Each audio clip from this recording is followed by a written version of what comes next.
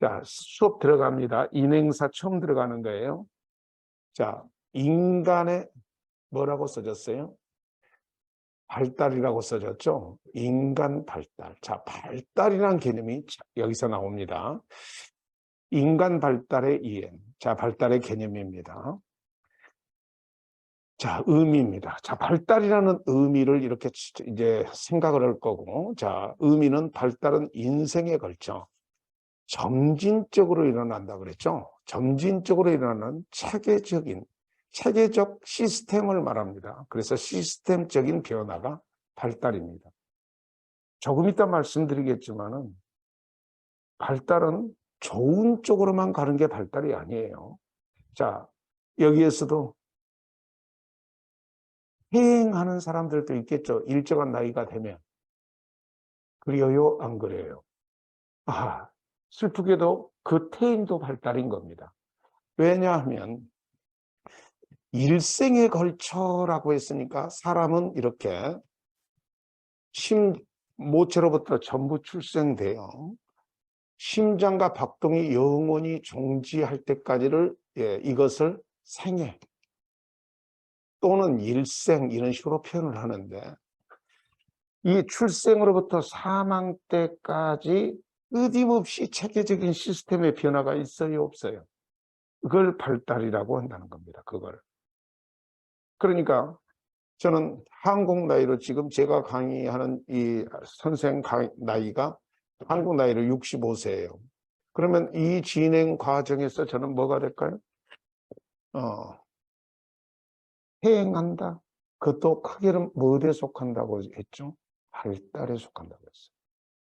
자, 출제자는 끊임없이 여러분한테 퇴행은 발달이 아니라는 식으로 속여먹을 겁니다. 자, 담담하게 옷깃을 내밀면서 퇴행도 발달이라고 이해를 하셔야 됩니다.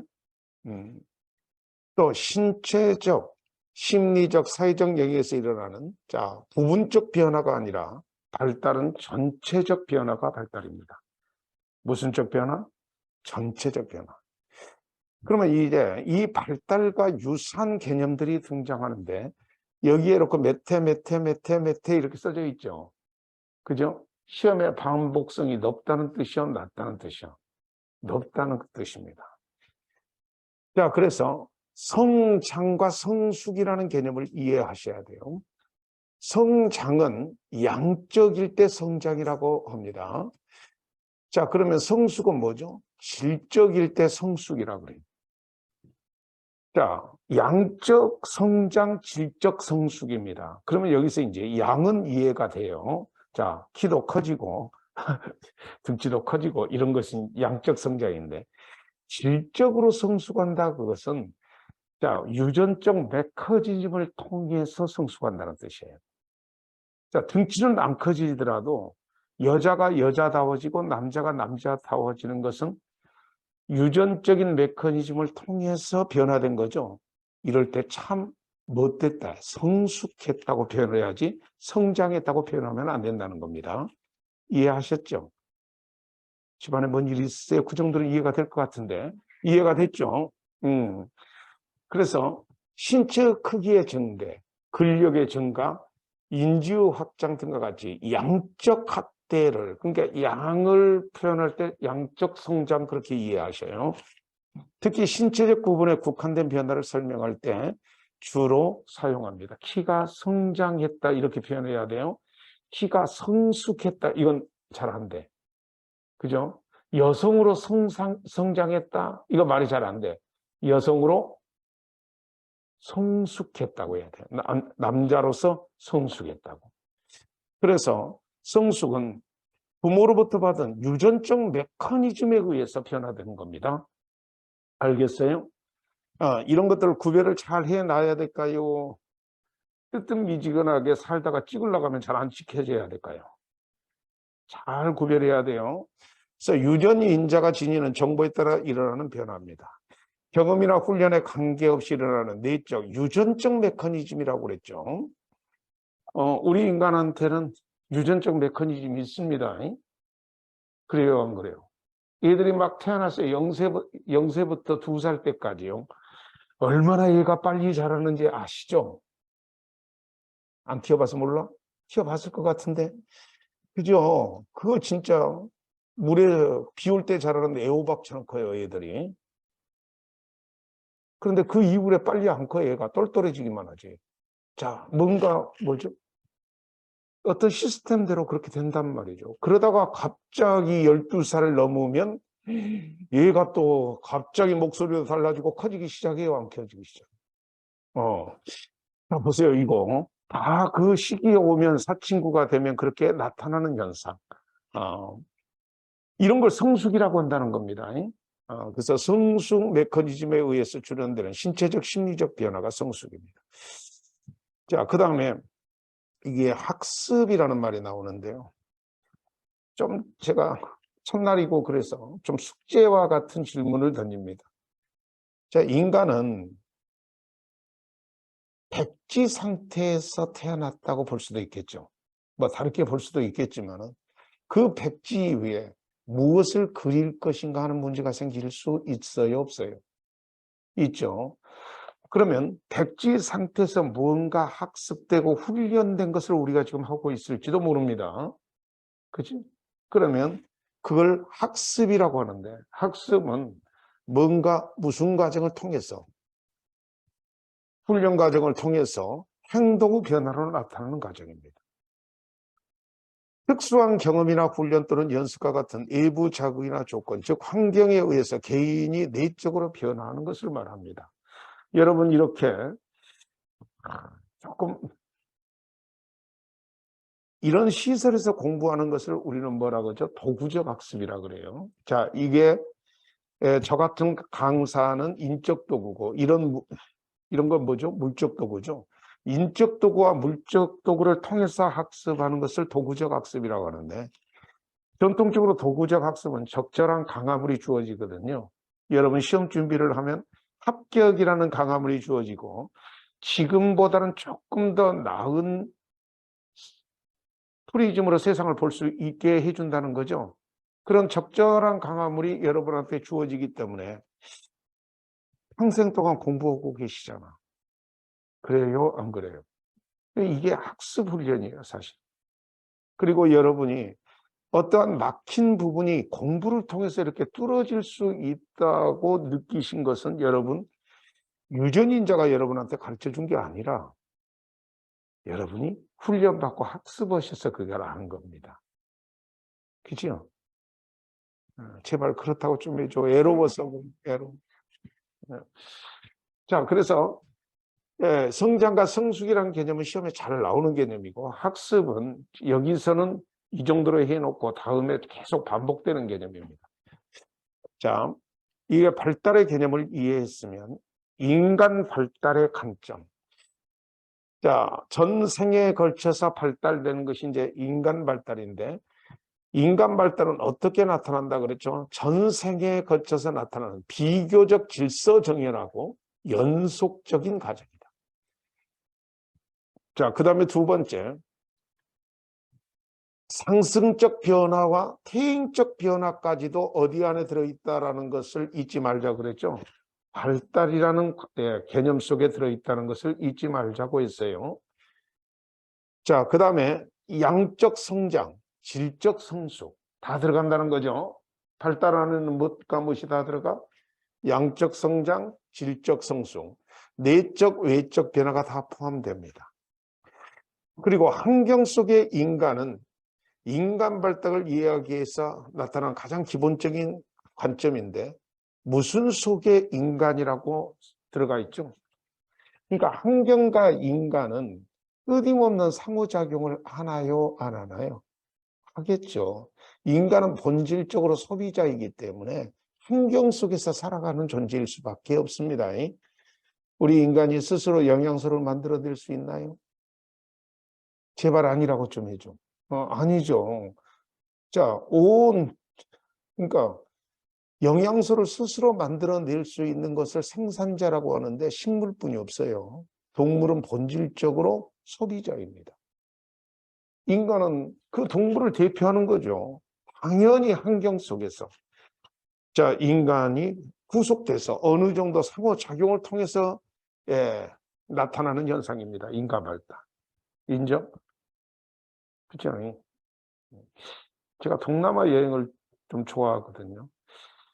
그쪽의 환경과 결합돼서 그들의 성장을 놓고 보면 우리하고 비교하면 제가 키가 좀 작아서 한국 사회에서는 좀 힘든데 거기 가면 제가 크더라니까. 그렇죠? 제가 이렇게 드리는 말씀은 거기 환경 속의 인간의 발달은 그렇게 됐을 거라는 겁니다. 그죠? 영향을 받았다는 거야, 안 받았다는 거야? 받았다는 거예요. 자, 개인의 유전 형질도 인간 발달에 영향을 줍니다. 그래서 머릿속에 유전과 환경이 결합해서 인간 발달에 영향을 준다. 응? 그렇게 얘기해요.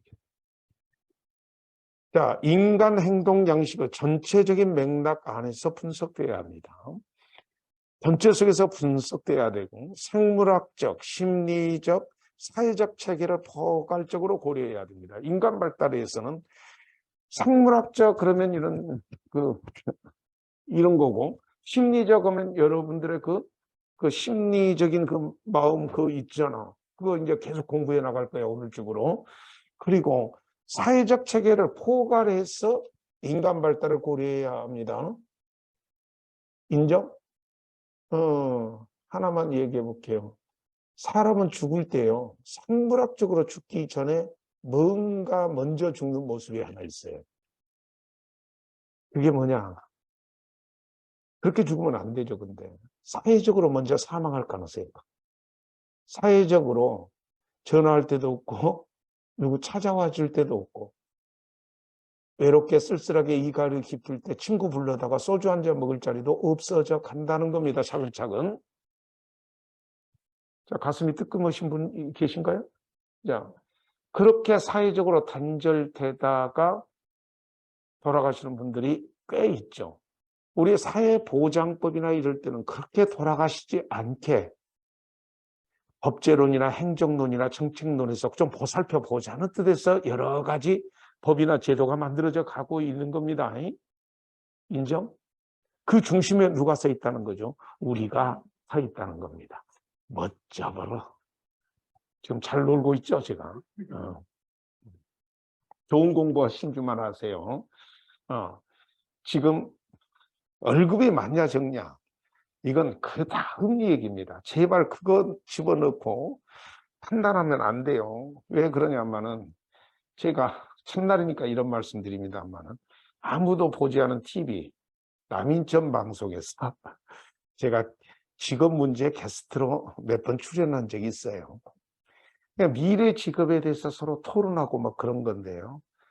미래 직업을 가장 잘 나타내고 있는 것이 2021년 한국 직업 전망이라는 거기에 매년 2%를 초과해서 늘어날 대표적인 직업 17개 중에 사회복지사가 들어있습니다. 근데 그건 누구나 다 그렇게 예측할 수 있는 것일까요? 없는 것일까요? 있죠. 그래서 계속 늘어날 겁니다, 여러분. 그러니까 늘어나고 필요성도 커진다는 거죠. 그러면 공급도 오르겠죠, 뭐. 자, 그런 날이 반드시 옵니다. 자, 그 다음에 인간 발달의 기본 전제에 들어갑니다. 인간은 부문이 아닌 어떻게 이해해야 된다고? 전체로서 이해해야 된다. 그거야 뭐 인간 발달을 할 때 전체로서 이해할 수밖에 없죠. 인간 발달은 모체 내에서 수태되는 순간부터 죽음에 이르는 순간까지 긴 인생 과정에서 일어나는 모든 변화를 포함하고 있습니다. 물론 수태 또는 포태라고 표현을 합니다만은 단지 포태 어느 순간부터 우리는 인간으로 취급돼서 보호 대상이 되어야 할 것인지는 좀 궁금하죠.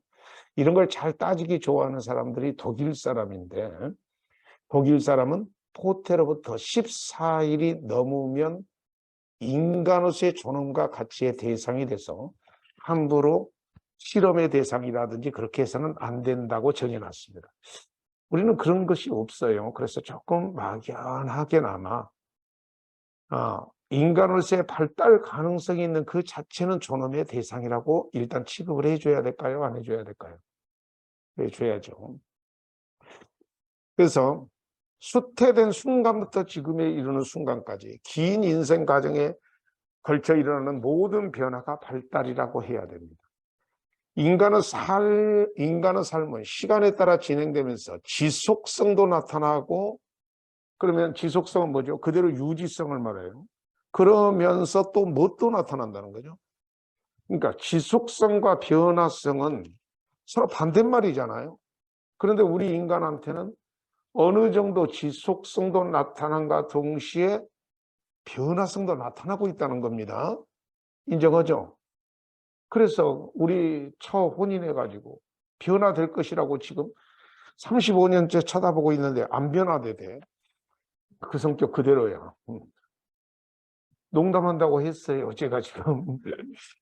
자, 지속성과 변화 양상이 나타납니다. 그리고 인간 발달의 행동은 그에 관련된 상황이나 인간관계의 맥락에서 분석되어야 합니다. 그와 관련된 상황, 또 무슨 관계가 중요해요? 인간관계가 중요하죠. 이런 맥락에서 분석돼야 될 때가 참 많아요. 인간 행동의 이해를 위해서는 유전적 요인과 환경적 요인의 상호작용을 통해서 분석해야 됩니다. 유전과 환경, 그게가 그죠? 그것과 뭐? 유전과 환경. 이것은 상호작용이에요. 근데 개인적으로 여러분은 유전과 환경 중에 심리적 입장에서 본다면 어느 쪽이 더 크게 영향을 줄 것 같아요? 유전이시라고 생각해요? 환경이라고 생각하세요? 야, 그게 50대 50이 이제 정답인데 여러분 개인의 생각이야. 응?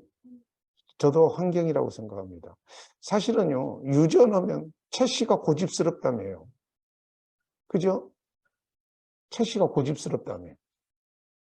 근데 유전 논리로 따지면 채 씨는 고집스러우면 안 되죠. 왜냐하면 채 씨가 김 씨를 만나면 5대 5고, 거기서 나온 채 씨가 또 박 씨를 만나면 4분의 1이고, 그 다음에는 16분의 1, 그 다음에는 254분의 1. 그죠? 그래서 채 씨 속에는 채 씨 유전이자가 가장 안 들어있어. 안 웃기나요? 나만 웃기네. 그런데 채 씨가 고집스럽다고 주장을 하거든요. 그럼 논리적으로 모순이잖아. 유전적으로. 그러면 채 씨 집안에서 나타나는 특유한 어떤 그 가정적 교육이나 이 시스템이 전달됐다고 봐야 될 거 아니야. 실제로는.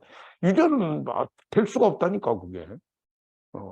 채 씨가 누구를 만나서 계속 채 씨를 만나야지. 그죠? 그러면 채 씨가 계속 채 씨를 만나면 어떻게 될까요? 사람만한 개와 주먹만한 개처럼 종이 특별하게 이상하게 분리돼 버려요. 개가 그렇잖아. 그 순종성을 주장하다 보니까 어떻게 돼 버렸어요? 주먹만한 개도 나오고, 그죠? 근데 인간은 그래도 법적으로 세계가 공통으로 혼용을 이렇게 하게 해서, 그러니까 잡종 강세라고 하죠. 그걸 계속 시켜서 그래도 비슷비슷해요. 그렇지 않나요? 큰일 날 뻔했어요. 생각해봐. 치아만한 개하고 송아지만한 개로 우리가 성장했다면 얼마나 이상할 뻔했어요. 자, 그래서 그리고 생애 주기의 연령 구분은 국가와 사회 환경에 따라서 다양하게 나타납니다. 자, 국가뿐만 아니라 사회 환경 이것에 따라서 진짜 다양하게 나타나죠. 그렇지 않겠습니까? 이팔 청춘이 몇 살이 이팔 청춘이죠? 16이죠. 지금 16살을 이팔 청춘이라 할 수 있겠습니까? 생기다 말았다고 해. 그죠? 그렇지 않습니까? 네. 그리고 말씀 나가면 이상한데 우리 조선시대 중얼씨, 즉 중늙은이의 나이가 몇 살인 줄 아세요? 40대입니다. 맞습니다. 잘하시네요. 40대. 지금은 40대는 혼인할 나이입니다. 혼인할 나이. 그죠? 시대에 따라서 많이 달라지죠. 뭐 다양하게 나타난다. 그다음에 이제 인간 발달의 원리 이렇게 써져 있는데요. 여기에 뭐가 막 써졌죠, 이거. 자, 1번 심심해서 써놨을 거다. 그만큼 시험에 잘 나온다는 뜻이다. 잘 나온다는 뜻이죠. 그런데 이거 따로 공부 안 하셔도 돼요. 제가 이제 읽고 설명은 드리겠는데 따로 뭐 암기하겠다라는 에너지는 여기다가 투사하지 마세요. 그 이유가 뭐냐면은 이 공부를 하다 보면 저절로 알게 되는 거예요. 그러니까 따로 이 부분을 암기할 것이 아니라 저절로 영양크림이 얼굴에 스며들듯이 당연히 들어갈 지식입니다. 아시겠죠? 안다고 좀 해줘. 그래서 인간 발달은 어떤 원리로 발달하냐? 일정한 순서가 있고 방향성이 있게 발달한다는 겁니다. 근데 애기들 다 키워봤죠? 상부에서 하부로, 좀 쉬운 말로 할게요. 대가리에서 발 쪽으로. 얘들이 그러니까 처음 성장하면 머리부터 커. 인정하죠? 그리고 중심부에서 무슨 말초 부위로, 전체 활동에서 특수 활동으로, 그래서 애들 이런 거 막 시키는 거야. 그죠? 그래서 전체 활동에서 특수 활동으로 시키는 겁니다. 근데 이거 10번 읽어서 암기하면 거꾸로 알아버려. 가슴으로 그냥 느끼셔. 그죠? 전체 활동에서 부분 활동. 옆 사람한테 물어봐요. 나 저거 도저히 암기 안 된다. 한번 해봐봤어요. 그러면 꼭 이 시험의 합격만이 행복한 게 아니라는 것을 옆에다가 충고해 주셔야 돼요. 그죠? 농담하고 있어요. 연속성입니다. 발달은 전 생애를 통하여 계속됩니다. 인정? 아까 발달 속에는 퇴행이 포함된다고 했어요, 안 했어요? 그래서 저도 지금 못 하고 있어요. 딱 봐도 발달하고 있습니다. 자, 그러나 저는 내년에 그거 할지 안 할지 모르겠어요. 전철을 공짜로 타고 어디 뭐죠? 그 식물원 같은 데 들어갈 때 공짜로 해준다는데 내가 그걸 받아먹을 수 있을지 없을지 모르겠어요. 쪽팔려서. 그래서 중심부에서 말초 부위로, 전체 활동에서 특수 활동, 여기죠. 미쳤나 봐. 전 세계를 통해서 계속됩니다. 그러나 발달의 속도가 모든 것은 아니라고 그랬죠. 일정한 것은 아닙니다. 아까부터 계속 반복했던 것이 나옵니다. 유전과 환경은 상호작용을 한다고 그랬죠. 그래서 발달은 유전적 요인뿐만 아니라 외부로부터 받은 환경과의 상호작용을 통해서 진행한다. 그 다음에 그러면서도 개인차가 좀 존재해요, 안 존재? 존재해요. 발달은 일정한 주기에 따라 지속적으로 누적되면 미리 예측이 가능합니다만은 다만 발달은 개인차가 절대함으로 발달의 속도나 진행 속도가 동일하지 않아요. 여러분은 못 믿으시겠지만은요, 제가 고등학교 처음 들어갔을 때 키 순서로, 그러니까 가장 키 큰 사람이 번호가, 키 적은 사람 번호가 1번이고, 키 큰 사람 번호가 가장 끝머리였어요. 66명까지 있었는데. 제가 43번이었다는 거 아니에요, 키가. 1학년 때. 근데 2학년 때요, 16번이더라니까요. 3학년 때는 4번으로 졸업했어요. 자, 무슨 차가 존재한다는 거. 제 이름이 김용필이거든요. 김용필 선생 보면 알아. 그래서 아래통만 굵어지더라니까. 그리고 뭐요? 분화와 통합의 과정이다. 참 어려운 말이죠. 발달은 분화와 통합의 과정인데 조금 어렵더라도 살짝만 그게 뒤에서 또 자세히 나올 만한 내용이 없더라고요. 다른 건 다 다시 한번 나와요. 이 분화와 통합 과정에 대해서 조금 설명을 드립니다. 분화와 통합입니다. 제가 젊은 날에 정신없이 형사정책 책을 보고 범죄 심리학 책을 쓴 적이 있어요. 그 교정직이라는 공무원이 생기면서, 그래서 저도 잘 모르고 막 이쪽저쪽.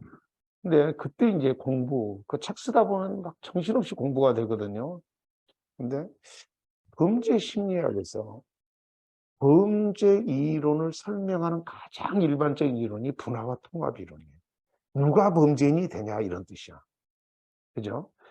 자, 분화와 통합은 범죄 심리학뿐만 아니라 직업 결정 이론이기도 해요. 여기 분화와 통합을 아주 쉬운 말로 해봅시다. 정자와 난자가 만나면, 자, 호텔을 하죠. 그러면 그때부터 일어나는 게 뭐예요?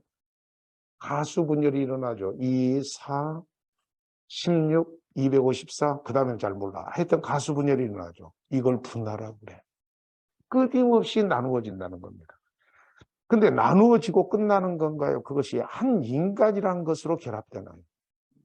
그것이 통합이야. 그게 통합이라고. 그런데 이것이 왜 이렇게 생물학에만 쓰는 것이 아니라 모든 심리학이나 범죄 심리학이나 이런 데 다 써먹고 직업 결정의 직업 정체 이론도 써먹냐면은 그 이유가 있어요. 자, 범죄 심리학적으로 합시다. 여러분은 머릿속에 수많은 범죄적 의사 안 들어오시나요? 쳐 죽이고 싶은 사람 없어? 제발 있다고 해야 나만 외로워지니까. 그죠? 범죄적 의사가 들어오죠. 그죠? 그리고 그 생각이 어떻게 해요? 구체화돼요. 생각이 더 되고 더 되고. 자, 그런데 대부분의 사람은 범죄적 의사가 들어왔다가 조금 지나면 희미해져서 나가버립니다. 그죠? 근데 범죄인이 되는 사람은 뭐예요? 그 범죄적 의사가 들어오고 더 구체화되고 더 구체화되고 마치 세포 분열이 일어나듯이 생각이 분열되고 그것을 자기화시켜버려요. 자기로 결합시켜버린다는 거예요. 그러면 얼굴 모습이 달라지고 눈동자가 달라져요. 여러분은 가끔 있죠. 처벌받을 때 범죄적 결과 때문에 처벌받는 거로 알고 계시는데 오해십니다. 범죄적 인격 때문에 처벌받는 거예요. 몰랐죠? 사실은 업무상 과실치사나 살인죄나 사람이 죽었다는 결과는 똑같죠. 그죠? 근데 업무상 과실치사는 손해배상만 잘 해주고 그러면 집행유예로도 나올 수 있는 거예요. 자, 그런데 살인죄는 뭐야? 사형무기 7년 이상 징역에 처해져 버리잖아요. 그래서 뭐 때문에 그래요? 그 범죄적 인격이 형성됨에 따라서 처벌받는 거예요. 결과 때문이 아니에요. 그런 것 같은 생각이 들어요, 안 들어요? 여러분은 수많은 직업적 의사가 들어왔었어, 안 들어왔었어? 들어왔었죠. 그래, 들어왔다 나가고 그러더만은 어느 날 사회복지사가 들어오기 시작해. 그러더만은 잠잘 때도 그 생각나고 밥 먹을 때도 그 생각나는 생각이 구체화돼. 그러면서 그것이 결합돼요. 아직 여러분은 사회복지사로서 적합한 직업적 정체감은 아직 안 만들어졌어. 철저히 통합은 아직 안 됐어. 그런데 이 수업을 듣고 스스로 생각해 보면서 아, 클라이언트들한테 상담은 이렇게 해야 되겠다. 어느 정도 내 가슴이 좀 쓰리는 한이더라도 허용된 마음을 좀 가져야 되겠다. 그러면서 직업에 적합한 정체감이 만들어진다는 거예요. 그죠? 그러면 10년쯤 지나면 얼굴 딱 봐도 저 사람 상담사다, 사회복지사다 이렇게 느껴져. 그죠? 스님 얼굴 보면 스님 느껴지고 신부 얼굴 보면 신부 얼굴 느껴지듯이 그건 잘 분화와 통합이 된 거죠. 자, 여러분의 인격도 마찬가지일 거라는 겁니다. 이 발달한 분화와 통합 과정을 통해서 진행되고 각각 적절한 정체감들이 만들어지고 있으실 거라는 겁니다. 믿습니까? 자, 분화와 통합 과정이라는 거. 그 다음에 좀 줄여서 읽으니까 좀 이상하게 느껴지죠? 점성 원리, 점성 원칙. 자, 풀어서 읽으면 뭐예요? 점진적 성장의 원칙. 발달은 기존의 기초 위에서 다음 발달이 이루어지며, 그러니까 이번 기초 위에서 다음 발달이 이루어지는 그 과정이 점성의 원리, 점진적으로 성장하는 원리를 취한다는 거죠. 그러니까 거꾸로 간다는 거야, 안 간다는 거예요? 잘 안 간다는 겁니다. 이해하셨죠? 얘들이 뭐 기지도 않고 달려버린 친구들 없잖아. 그렇다고 좀 해줘. 또 각각의 발달 단계에서 지금 발달의 원리잖아요. 결정적 시기가 존재합니다. 신체 발달 및 심리 발달에는 발달이 가장 용이하게 이루어지는 적절한 시기, 즉 결정적 시기가 있다는 겁니다. 그러면 결정적 시기에 잘해야 되겠죠. 우리 사회복지사는 노인 양반들만 상대하나요? 장애인도 상대해야 될 수도 있겠고. 그 다음에 요새는 또 아동복지가 또 뜨죠. 그죠? 지역 아동센터의 센터장이 되실 수도 있겠고. 할 일이 참 많아요. 그죠? 많다고 좀 해줘. 이번에 우리나라 전체 예산액이 얼마죠? 그러니까 편성 제출 거는 정부만 있으니까 편성 제출을 정부가 했겠죠. 약 630조 정도로 기억합니다. 응? 많은 거죠. 그런데 대한민국 그만큼 스케일이 커요. 그중에 사회복지 고용과 관련된 예산액이 얼마일까요? 느낌 230조입니다. 630조 중 230조가 사회복지 고용이에요. 자, 그러면 이 예산이 얼마나 많은가를 감각적으로 키우기 위해서 국방 예산이 어느 정도 될 것 같습니까? 아무 생각 없이 사시는구나.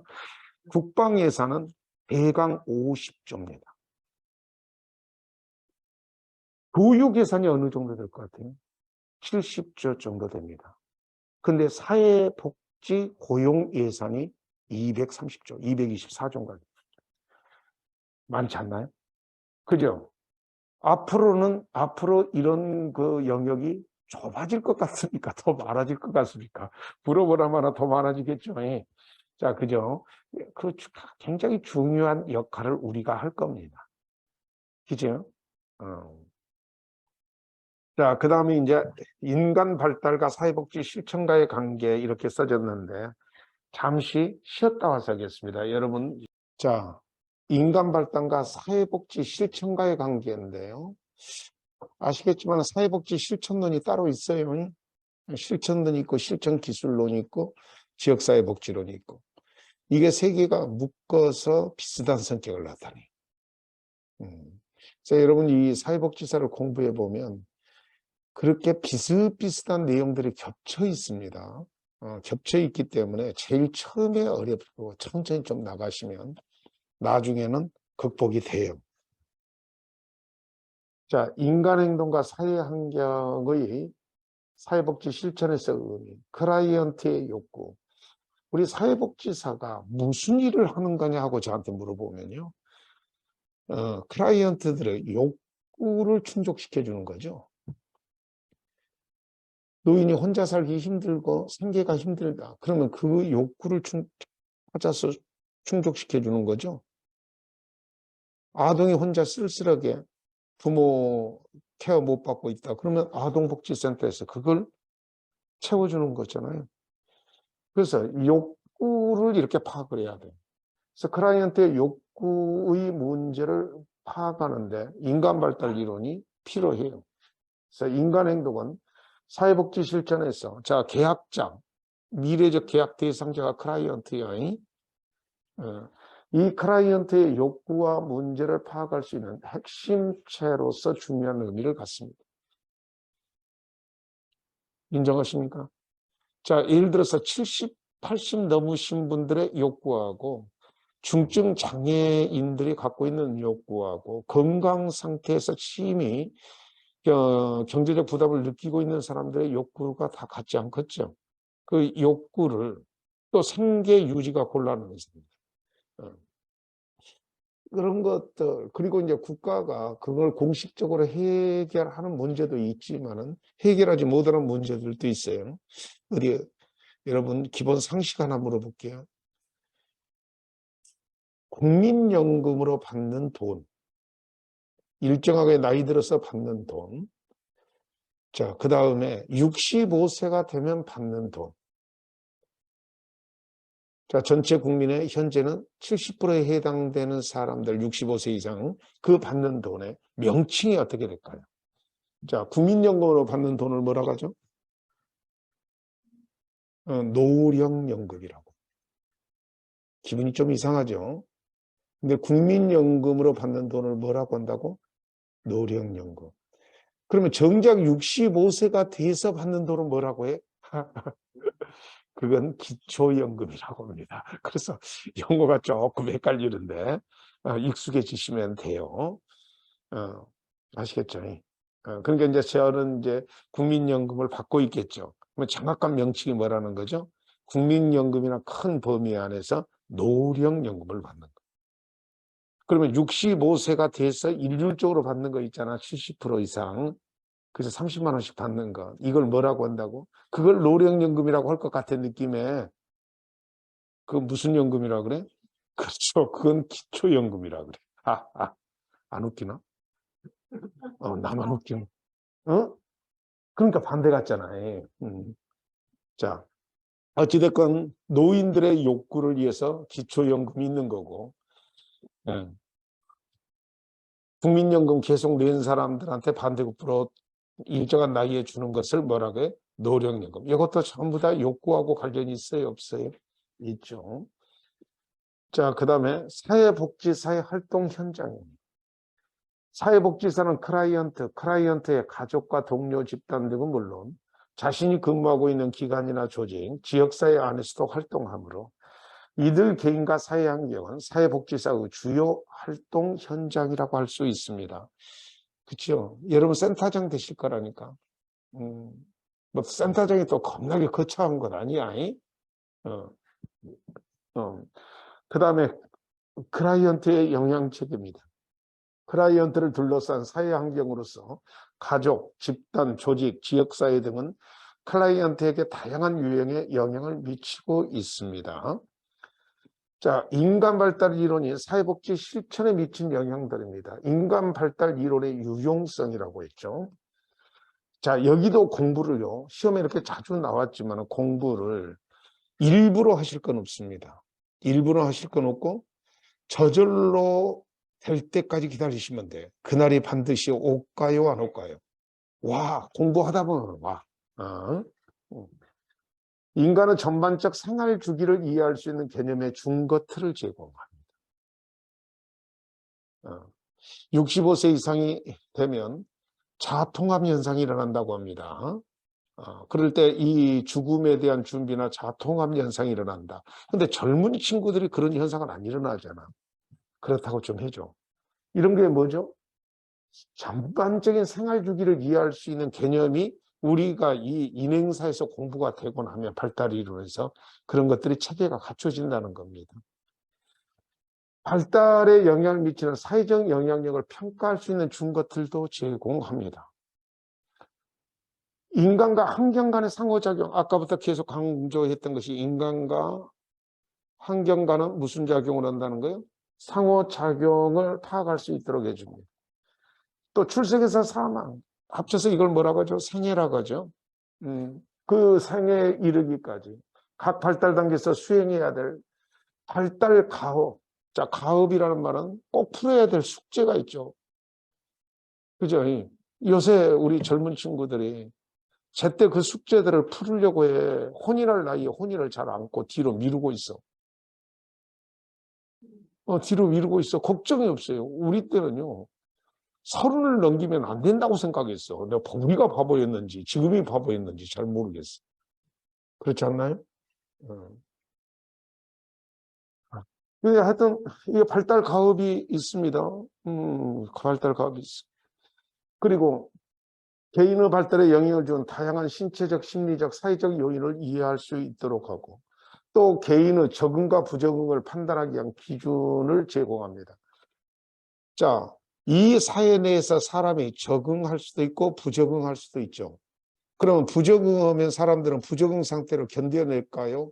적응하려는 노력을 보일까요?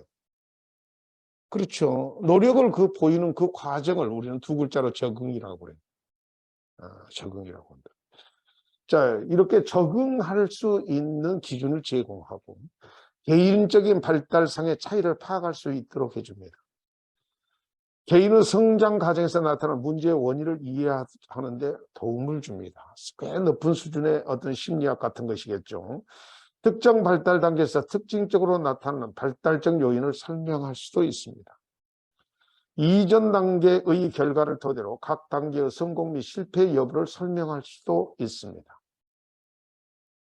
또 생활 전이, 즉 생활상의 전환 과정, 이 전환 과정에 따른 안정성과 변화의 양상을 파악할 수 있는데 남자 여자 다 공이 부모 곁을 떠나서 혼인을 하면 생활상의 전이가 일어나요, 안 일어나요? 변화가 일어나죠. 자, 그럴 때 이런 것들에 대해서 파악할 수도 있고, 또 때에 따라서 저처럼 제가 한 10년 전에 쫄딱 망한 적이 있었거든요. 이렇게 사업의 실패 같은 거 일어나도 전이 현상이 일어납니다. 다양한 연령층의 클라이언트를 이해할 수 있는 기반을 제공하죠. 그죠? 사회복지가 머릿속에 있죠. 물론 가장 많은 양을 차지한 게 노인 쪽이에요. 그런데 노인만 있는 건 아니야. 장애인만 해서도 우리나라 현재 전체 국민 5,200만 중 6%가 장애인이에요. 근데 유럽은 20%가 장애인이거든. 그럼 우리도 미국처럼 미국이 12%가 장애인이거든. 그러면 12% 늘어도 얼마나 많은 장애인이 있습니까? 우리 주변에. 제발 있다고 좀 해줘. 5천만에 12%면 얼마나 많은 줄 아시죠? 그죠? 꽤 많은, 한 600만 가까이 장애인이 있는 거예요. 그러면, 아직은 그렇게까지는 아닌데. 자, 그래서 다양한 하여튼 클라이언트, 그리고 발달 단계를 요구에 따른 사회복지 제도의 기반을 제공합니다. 자, 1번부터 13번은 암기하시라고 그랬어요. 저절로 될 때까지 기다리라고 그랬어요. 기다려야 됩니다. 그러면 언제 된다는 말입니까? 하고 물어보면 그런 날이 반드시 온다. 믿습니까? 믿어요. 자, 인간 행동과 성격 넘어가시고, 자, 인간 행동에 대한 주요 이론에서 정신역동적 관점. 그리고 뭐라고 써졌죠? 프로이트의 정신분석 이론이라고 써져 있죠. 그죠? 무슨적 관점이라고 써졌어요? 정신 역동적 관점. 그래서 따라서 해보겠습니다. 역동은 멈춰 있는 겁니까? 정신의 세계가. 이거 스텝 밟아줘야 됩니다. 역동적이라는 거죠. 박수를 치는 게 아니라 해보는 겁니다. 역동적으로. 자, 정신의 세계가 고정되어 있지 않고 역동적이다. 그러면 이쪽 이론에서는 계속 역동성이 나올 건데요. 정신의 세계가 고정적이라는 거예요. 심리적 에너지가 넘치고 있다는 거예요. 그것이 심리적 에너지가 변화를 주고 그렇다는 거죠. 그럴 때 이런 정신 역동성을 나타내는 이론의 공통점이 하나 있어요. 그건 욕구입니다. 뭐라고요? 자, 그래서 지금부터 이제 프로이트를 제가 여기다 설명을 할 건데요. 프로이트를.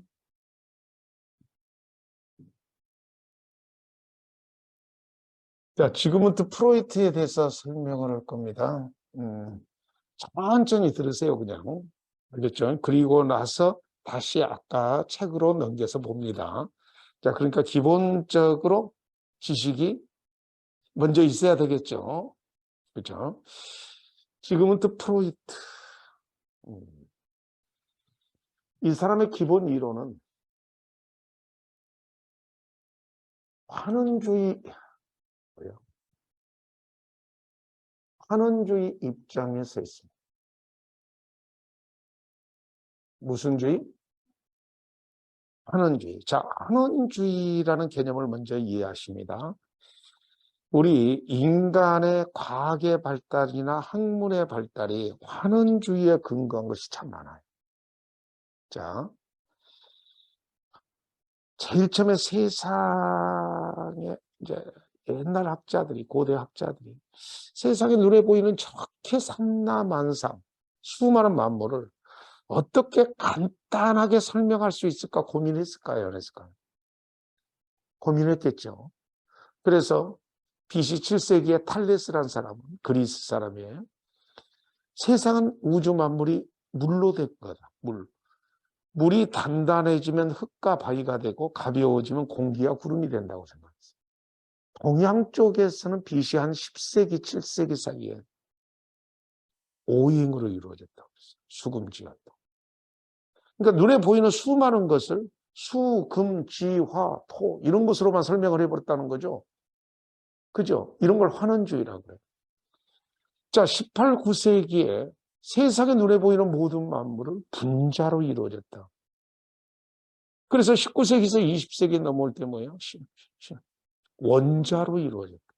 그래서 여러분 학교 다닐 때 좋다고 지금 모기가 있는 거예요. 학교 다닐 때 책받침에 주기율표 갖고 다니면서 암기하셨잖아요. 그것이 온 우주 만물이야, 그게. 자, 책상이 요렇게 생긴 책상도 있고, 요렇게 생긴 책상도 있고, 이렇게 생긴 책상도 있는데, 눈으로 보면 다양해도 전부 다 탄소라는 원소로 환원될 수 있죠. 그렇지 않습니까? 이것이 환원주의라는 겁니다. 근데 프로이트가 무슨 주의에 입각하고 있다고 그랬죠? 환원주의. 그래서 사람들을 보니까 요렇게 생긴 사람도 있고, 요렇게 생긴 사람도 있고, 요렇게 생긴 사람도 있는데, 그런 모든 사람, 즉 갑, 을, 병 모든 사람이 요렇게 돼 있다는 거예요. 원초와 이드. 자, 5세 이전에 형성된다는 겁니다. 그리고 이것이 심리적 에너지, 욕구 덩어리라는 겁니다. 자, 그리고 그 위에 자아가 있다는 겁니다. 에고가. 그리고 초자가 있다는 겁니다. 자, 그러니까 이 사람도 이렇게럼 생겼고, 저 사람도 이렇게럼 생겼고, 이 사람도 이렇게럼 생겼어. 그러니까 이렇게 생긴 책상이 전부 다 탄소이듯이 누구나 다 그렇게 생겼다는 거야. 이런 걸 무슨 주의라고 그래? 환원주의라고 표현한다. 환원주의. 자, 그리고 요건요, 무의식의 세계라는 겁니다. 무의식의 세계 이렇게 말로 말하지 말고 가슴으로 좀 느껴줘. 무의식의 세계라는 말 자체가 뭐라는 거죠? 의식하려고 해도 의식이 안 되는 세계라는 뜻 아니야. 자, 그러면 지금부터 프로이드의 관점에서 우리가 좀 접근 한번 해볼까요? 자, 아기가 막 태어났어. 자기가 생명체인지 아직 감지도 잘 안 돼. 눈에 보이지도 않습니다, 아무것도. 그런데 뭔가 부족하고 채워지지 않은 뭔가를 느껴. 그 채워질 것을 위해서 몸부림치면서 악을 씁니다, 얘가. 자, 애들 우는 모습을 한번 보면, 성수가 왜 요구하는 모습입니까? 목숨 걸고 발악하는 모습입니까? 솔직히. 발악하는 모습이죠. 채워지지 않는 욕구 때문에. 그러다가, 이 따뜻한 젖이 들어오네. 자, 애가 엘레강스하고 품위 있게 먹습니까? 욕구 실현을 위해서 정신없이 먹습니까? 그리고 뚝 떨어집니다. 그죠? 그리고 그걸로 끝날 줄 알았더니 또 생기고 또 그런 것이 반복되죠. 자, 그런 연속선상에서 우리 인간까지 성장했다는 거야. 프로이트 관점에서 보면. 그죠? 그러면 그 근원적으로 생성된 그 욕구, 거기서부터 연속됐다고 볼 수가 있겠죠. 그죠? 그래서 그 5세 이전에 형성된 그 욕구 덩어리, 그것은 의식할 수 없는 세계라는 겁니다. 그 무의식의 세계예요. 그러면 자아나 초자는 의식의 세계입니다. 의식의 세계. 자, 의식과 무의식 사이에 전의식이라는 것이 있는데, 조금만 의식하면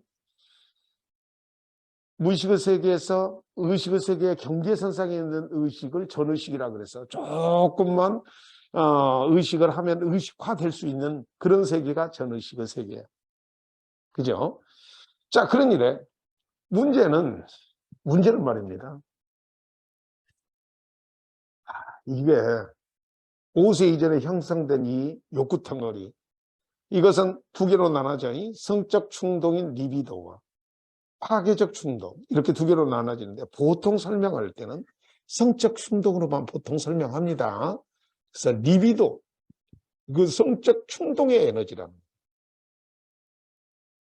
자, 그런데 이것이 김용필 선생의 그림을 좀 잘못 그렸어요. 이것을 이렇게 적게 그려서는 안 됩니다. 어떻게 그려야 되냐? 전체 양의 90% 정도 크게 그려야 된다는 거예요. 내가 그래, 프로이트가 그래. 프로이트가 크게 그려야 돼. 그리고 저것을 안정적으로 그려야 될까요? 불안정하게 그려야 될까요? 불안정하게 그려야 돼요. 실제로는. 알겠죠? 지구로 따진다면 마그마 덩어리 정도 생각하시면 돼요. 그래서 언제든지 기회가 있으면 폭발적으로 일어날 수도 있죠. 그죠? 그래서 두 번째 프로이트 관점은 심리성적 결정론이에요. 자, 앞에 수식어에 심리성적 결정론하고 풀어서 쓰기도 하는데, 결론적으로 인간은 무슨 쪽으로 존재한다는 거예요? 결정론적으로 존재한다는 거예요. 그러면 여기서 결정론은 뭐죠? 5세 이전에 그 아기 때 그 욕구 덩어리가 그 에너지로 이미 결정된 대로 그 이후의 삶을 살아간다. 자, 스텝 밟아서 봅니다. 인간은 태어나서 5세 이전의 모든 심리나 이런 것이 다 결정되어 본다는 거예요. 그리고 그 이후의 삶은 그 결정된 대로 살아가는 존재야. 자, 반대말이 뭐예요? 자유지의 존재냐, 결정론적인 존재냐. 자, 무슨 적 존재라는 거예요? 결정론적 존재. 자유의지가 없다는 겁니다. 자, 그러면 지금부터 굉장히 기분 나쁜 소리 좀 해도 될까요? 제발 한 번만 할게요. 머리에 눈에 아이샤도우, 아이라인, 마스카라 뭐 이런 걸 하고 이런 것은 아름답게 보이고자 하는 자기의 자유의지의 표현입니까? 프로이드의 관점에서는 자신의 성적 충동의 발로입니다. 성적 충동의 발로입니다. 그렇게 결정돼 본다는 거예요. 그죠? 자, 우리가 일정한 나이가 되면 혼인을 하고 혼인 시스템을 이용해서 이제 혼인을 하죠. 가족관계를 만들고. 그죠? 프로이트적 관점에서 본다면 뭐라는 거예요, 그것도? 자신의 성적 충동을 사회 내에서 해결하기 위한 하나의 시스템에 불과하지. 거기에 무슨 자유의지가 있고 창조적 에너지가 있는 건 아니라는 거예요. 그러면 극단적으로 프로이트의 관점에서 본다면 문을 열고 밖을 내다보면 수많은 빌딩이 세워지고 저 물질 문명이 있고 또 물질 문명만 있는 게 아니죠. 이 사회는 여러 가지 제도적 시스템, 법적 시스템도 존재해요, 안 해요? 프로이트적 관점에서 본다면 이런 것이 전부 다 뭐냐? 5세 이전에 형성된 그 성적 충동을 해결하고자 하는 것에 불과하다. 기분이 약간 나빠지십니다. 그렇죠? 이 정도로 충분히 나빠질 만해요. 그래서 프로이트의 기본 이론은 심한 성도착증 환자들을 설명하는 데는 완빵이에요. 그러나 여러분과 저처럼 정상적인 사람을 설명하는 데는 상당히 좀 빈약한 경향이 있어요. 그죠? 기분이 나쁘잖아요. 프로이트적인 생각은 이렇습니다. 요건 자아죠. 영어로 에고, 이쪽은 슈퍼에고. 자아는 뭐죠? 한자로? 스스로 나아자죠. 자기하고 같은 얘기야. 근데 이건 원초, 원래의 씨앗 이런 뜻이죠. 원래 이드입니다. 이드. 제가 왜 이런 말씀을 드리냐면은 프로이트 관점에서 본다면 네 속에 너 아닌 것이 자, 자하고 초자는 나야. 그죠? 근데 이들은 에고가 아니야. 근데 네 속에 너 아닌 것이 90%씩 들어있다는 거 아니야. 그지? 근데 더 재밌는 것은 그 90%, 내 속에 나 아닌 것이 그 90%가 그러니까 의식할 수 없는 세계라니까. 그려 안 그려? 그래서 성도착증 환자 설명하기는 진짜 이게 좋다니까. 그래서 그거 아무도 방송에 나와서 뭘 설명을 했는데 아무도 이해를 못 오게 설명을 해버리더라고. 근데 여러분처럼 공부한 사람은 이해할 수 있어. 뭐냐면은 그때 내 기억에 그 제주도에 검사장이 그 공연 음란 행위를 했어. 막 그랬는데 본인은 기억이 못 된다. 그죠? 그래가지고 잘렸어. 그 50대 검사장이면 굉장히 머리가 좋고 빨리 발전한 사람이다. 그리고 검사장이면 차관급이야. 뭘로 설명할 수 있을까요? 그렇죠. 그 속에 90%가 저 아닌 것이 장악했겠죠. 그죠? 그래서 자기가 기억을 못해. 그죠? 그걸 방송에서 이야기하더라고. 다른 어떤 사람이. 근데 보통 사람이 알아먹겠냐고, 그 말을. 음. 이해하시죠? 네 속에 네 아닌 것이 90%가 있고, 그것이 의식의 세계라는 거예요. 의식할 수 없는 세계. 그것에 의해서 결정된다. 그래서 이제 이 책에는 그 빙산의 일각으로 저걸 설명을 했고, 저는 이제 빙산의 일각보다 이런 모습도 설명이 좀 좋은 것 같아요. 자아가 사람이 타고 있고, 이들은 말이야, 말. 에너지를 뜻하니까. 그리고 초자는 고삐야. 고삐는 뭐냐면은 내가 원하는 사회적 시스템으로 내가 가고자 하는 거죠. 그죠? 그것을 벗어났을 때는 양심의 가책, 도덕의 어떤 울림을 받아. 그러니까 뭔 얘기냐면은 이런 얘기야. 본능적 성적 욕구가 나한테 올라올 때 이 성적 문제의 충동을 해결하고자 계획을 세우고 조작하고 이런 것이 자아야. 인간에 대한 도덕적 어떤 기대가 프로이트는 없으니까 그런 성적 충동을 어떻게 현실 세계에서 해볼까 하고 계획 세우는 게 자아라고. 그런데 그것이 도덕률에 맞춰서 사회적 시스템에 맞춰서 하려고 하겠죠. 가족제도라든지 이런 거. 그죠? 그런 율에 맞추지 않으면 양심의 가책이나 벌을 받는 느낌을 받아. 이런 것이 뭐야? 초자라는 거죠. 이해하셨죠? 자, 그런데 아까 얘기했던 거, 이제 이놈이 있죠. 요놈이. 이렇게 안정적이지를 않다 그랬죠. 어? 그죠? 네 속에 너 있는 것이 안정적이지를 아니어서 자아나 초자를 공격에 들어가. 그러니까 결론적으로 자아를 공격에 들어간다는 겁니다. 그러면 이 자아는 무언가 하지 않으면 안 되는 긴장 상태에 돌입할까요? 안 할까요? 이 자아들은 긴장 상태에 돌입하겠죠. 이 자아가. 응? 그죠? 즉 이드가 자아나 초자를 공격에 들어간다면 이 자아는 무언가 하지 않으면 안 되는 긴장 상태에 돌입하게 된다는 겁니다. 응? 자기 몸으로 느껴. 자신의 성적 충동이 막 일어나는데 그것을 해소하지 않으면 나는 뭔가 나 해야 되는데 지금 하지 못하고 있다. 그죠? 하지 않은 어떤 긴장 상태에 돌입해. 애들이 욕구가 충족되지 않았을 때 목숨 걸고 우는 모습하고 똑같아. 인정합니까? 그런 그 긴장 상태에 돌입되는 것이 우리는 불안이라고 한다는 겁니다. 알겠습니까? 이 불안은 세 종류가 있습니다. 자, 현실적 불안도 있을 수 있고, 그 다음에 신경적적 불안도 있을 수 있고, 그리고 도덕적 불안이 있을 수 있습니다. 아시겠습니까? 자, 이 불안들은 결론적으로 이드가 에고나 슈퍼에고로 공격에 들어갈 때 에고가 자아죠.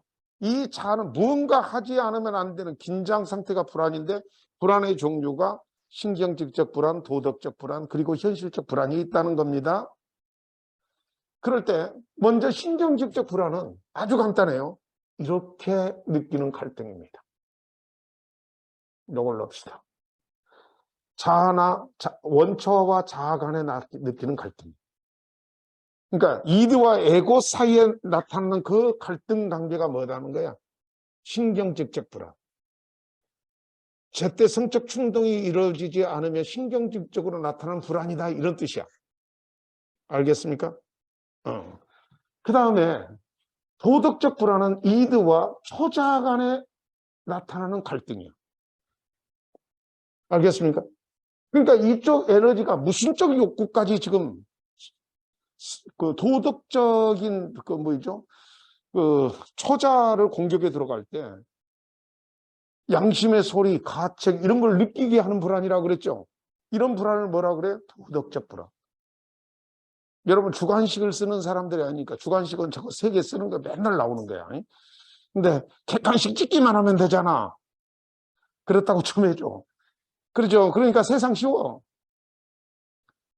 그런데 객관식에서는 가장 어렵게 나온 것이 사회복지사 1급 시험이다. 만만치 않아요. 자, 저 따라서 나는 할 수 있다. 자, 그러면 저 선생은 현실적 불안을 얘기하지 않았죠. 자, 현실적 불안은 그냥 현실 세계에서 막연히 느끼는 불안. 이 앞전에 비 엄청 오대. 그 잠깐 사이에 비 많이 왔죠, 가을에. 비 막 떨어지는 거 보면 불안 안 해요? 그게 현실적 불안이에요. 벼락 치면 불안해요, 안 해? 불안하죠. 현실적 불안. 높은 절벽 위에서 내려다 보면 불안해요, 안 불안해? 그래, 현실적 불안이죠, 그런 게. 밤에 공동묘지 가면 불안할까요, 안 불안해? 예? 안 불안해? 예. 그, 예? 어? 뭐라고요? 아, 예. 불안해요. 불안해. 그러니까 우리가 그 밤을 장악하는 인생이 아니기 때문에 불안합니다. 저도 그 아주 시골에서 태어났어요. 바닷가에서. 그래서 밤을 안 무서워하는 줄 알았어요. 그런데 제가 사법시험에 떨어지고 나서, 저는 고시 공부를 했거든요. 사법시험에 떨어지고 나서 강주 무등산에 배낭 하나만 메고 15일간 살려고 들어간 적이 있었거든요. 근데 8일간은 안 무섭더라고요. 산속에 아무 길도 없는 데서 텐트를 치고 살아도. 근데 9일째 무서움증이 딱 걸리니까요. 제정신이 아니더라고요. 문을 요만큼도 못 읽었어요. 그 인간이 생각보다 약하더라니까요. 그러니까 겪어봐야 알아요. 옆에서 짐작과 허풍으로는 잘 안 될 수가 있습니다. 근원적으로 그렇게 밤 두려움하고 부딪혀 보면 현실적 불안 느끼실 수 있습니다. 근데 현실 세계에서 우리는 막연히 느끼는 불안 있겠죠. 어디를 여행했더니 여러분도 그런 경험을 했는지 모르겠습니다. 동물원으로 차가 이렇게 가면서요, 호랑이한테 닭을 한 마리씩을 이렇게 내 돈 주고 사가지고 입에다 넣어주는 그런 체험이 있었어요. 진짜 이렇게 던져주는 게 아니라, 내 손은 이제 호랑이가 들어갈 수가 없어. 혀까지 비슷하게 와. 근데 이걸 뜯어 먹는 거야, 소리로. 근데 호랑이가 나를 쳐다보면서 딱 먹는데, 아이고, 안전장치가 있잖아요. 오금이 저려가지고, 와, 이거 쳐다보지를 못하겠더라고요. 오금이 저려서. 현실적 불안 맞아. 현실 세계에서 우리 막연히 아무리 안전장치가 있어도 불안하게 느껴질 겁니다. 응?